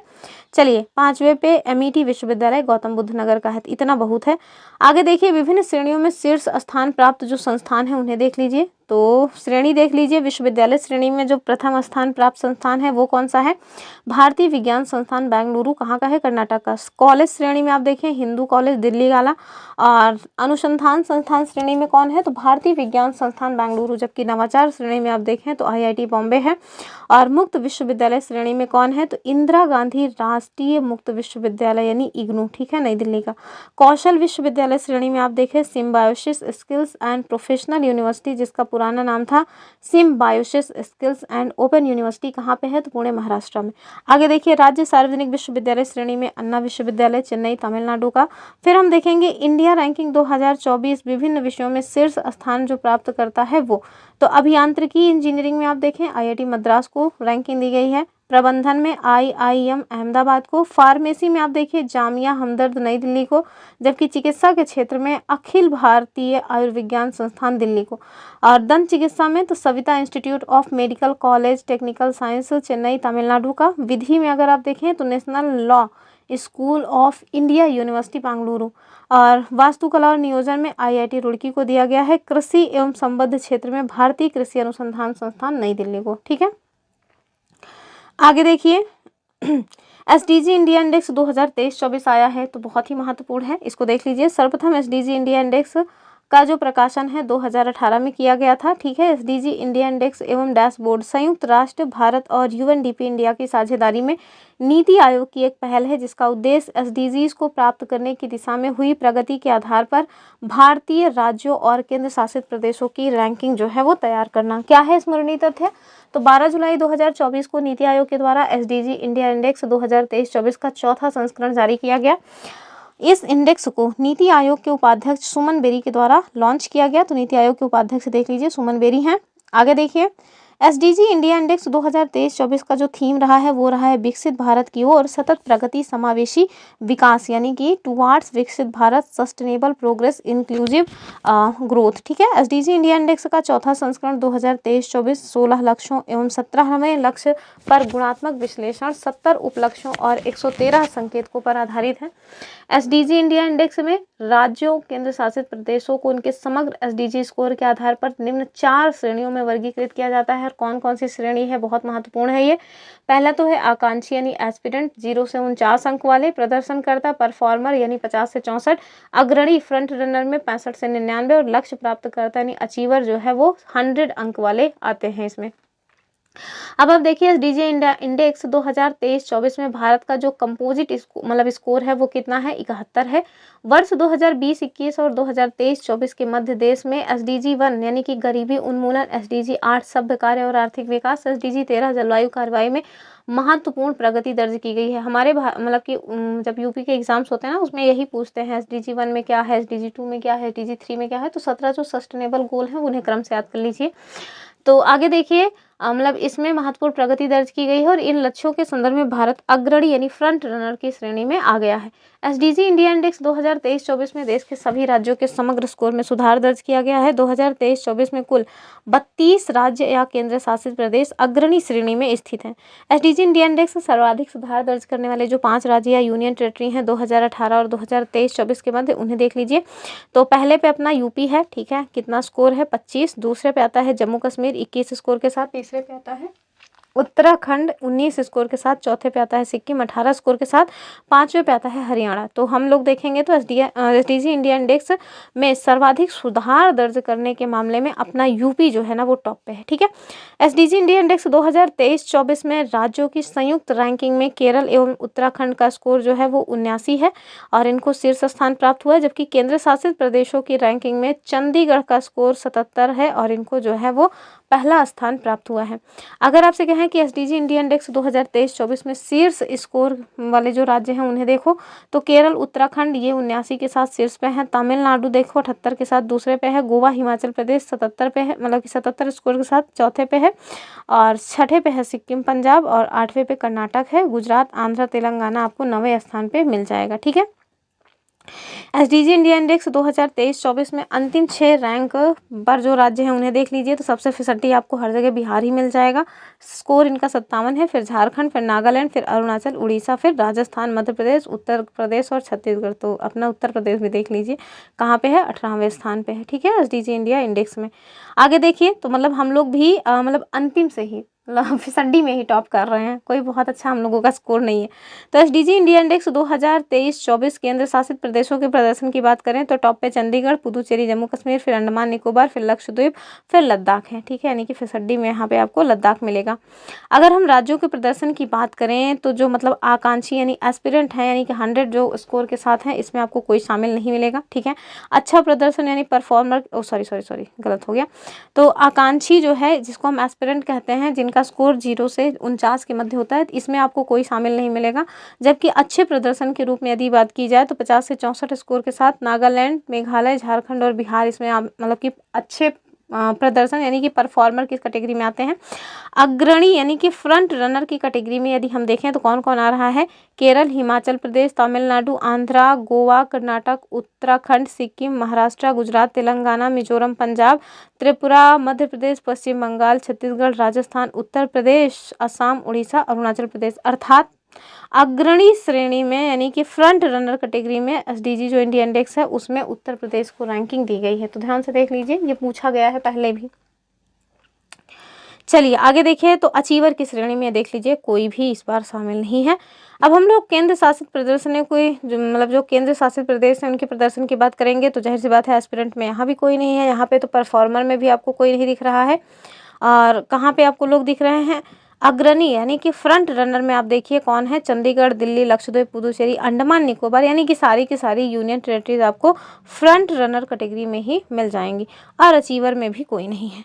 आगे देखिए एसडीजी लक्ष्य आधारित शीर्ष राज्य या केंद्र शासित प्रदेश। तो एसडीजी लक्ष्य की अगर हम बात करें तो शीर्ष राज्य और केंद्र शासित प्रदेशों में देखें तो जो हमारा एसडीजी 1 है जिसमें गरीबी उन्मूलन की बात की जाती है, इसमें कौन कौन मतलब शीर्ष मतलब अच्छा काम किए हैं, तमिलनाडु, दादरा नागर हवेली, दमन दीव और मतलब कि बस यही दमन दीव। आगे देखिए लक्ष्य 2 भुखमरी को समाप्त करने को लेकर के केरल और पुदुचेरी के द्वारा अच्छा प्रदर्शन किया गया है। लक्ष्य 3 अच्छा स्वास्थ्य और कल्याण गुजरात और दिल्ली के द्वारा। लक्ष्य 4 गुणवत्तापूर्ण शिक्षा केरल और दिल्ली के द्वारा। लक्ष्य 5 देखें लैंगिक समानता नागालैंड और लक्षद्वीप। लक्ष्य 6 जो कि स्वच्छ जल और स्वच्छता की बात करता है तो गोवा, अंडमान और निकोबार द्वीप समूह। लक्ष्य 7 में देखिए बहुत सारे लोग एकदम भूसा जैसे भरे हुए हैं, तो लक्ष्य 7 है क्या, स्वस्ति एवं स्वच्छ ऊर्जा। तो इसमें आप देखिए आंध्रा, असम, गोवा, हरियाणा, हिमाचल, केरल, कर्नाटक, महाराष्ट्र, मिजोरम, पंजाब, उत्तर प्रदेश, उत्तराखंड, तमिलनाडु, तेलंगाना, पश्चिम बंगाल, अंडमान निकोबार, चंडीगढ़, दिल्ली, जम्मू कश्मीर, लद्दाख, पुदुचेरी, मतलब सभी के सभी इसी में भूसा जैसे ठूसे हुए हैं, ठीक है, लक्ष्य 7 को प्राप्त करने में। लक्ष्य 8 सभ्य कार्य और आर्थिक विकास में हिमाचल प्रदेश और लद्दाख हैं। लक्ष्य 9 उद्योग, नवाचार और बुनियादी ढांचा में गोवा और पुदुचेरी हैं। लक्ष्य 10 असमानताओं की कमी में गोवा और पुदुचेरी हैं। लक्ष्य 11 देखिए सतत शहर और समुदाय में महाराष्ट्र और चंडीगढ़ हैं। जबकि जब हमारा लक्ष्य 12 है उत्तरदायी उपभोग और उत्पादन, त्रिपुरा, जम्मू कश्मीर है, ठीक है। और लक्ष्य 13 जलवायु कार्यवाही, इसमें आपको सिक्किम, तमिलनाडु, चंडीगढ़ मिलेगा। लक्ष्य 14 जल के नीचे जीवन, पश्चिम बंगाल। और लक्ष्य 15 में देखिए भूमि पर जीवन, झारखंड, त्रिपुरा, दादर नगर हवेली और दमन दीव। जबकि जो लक्ष्य 16 है शांति, न्याय और मजबूत संस्थाएं, तो गुजरात और लद्दाख। लास्ट जो है वो खत्म, इतना ही है। तो लक्ष्य 16 तक इसमें चीज़ें दी गई थी, ठीक है। तो इसी के साथ आप देखिए जो हमारा राष्ट्रीय परिदृश्य था वो समाप्त हो गया है। अब हमारा अंतर्राष्ट्रीय परिदृश्य शुरू होगा। तो अंतर्राष्ट्रीय परिदृश्य में हम लोग क्या क्या देखेंगे, वैश्विक राजनीतिक सामाजिक घटनाओं तथा अंतर्राष्ट्रीय संगठनों के समाचार का लेखा जोखा, लेकिन इसको अगली वीडियो में देखेंगे। तो हमने 3 वीडियो में जो भी राष्ट्रीय घटनाक्रम थे वो समाप्त कर दिए हैं। आई होप आपको चीज़ें समझ आई होंगी, बस आप इसे फटाफट रिविज़न की नियत से देख लीजिए। चलिए ये रही आज की अपनी वीडियो। आई होप आपको वीडियो पसंद आई होगी। वीडियो पसंद आई है तो लाइक शेयर करना ना भूलें, चैनल को सब्सक्राइब जरूर करके रखें और हमारी जो हिंदी की टेस्ट सीरीज है उसको ज़रूर सॉल्व करते रहें। हिंदी की बहुत अच्छी प्रिपरेशन आपकी उससे हो जाएगी। तो फिर मिलते हैं, तब तक के लिए नमस्कार एंड जय हिंद।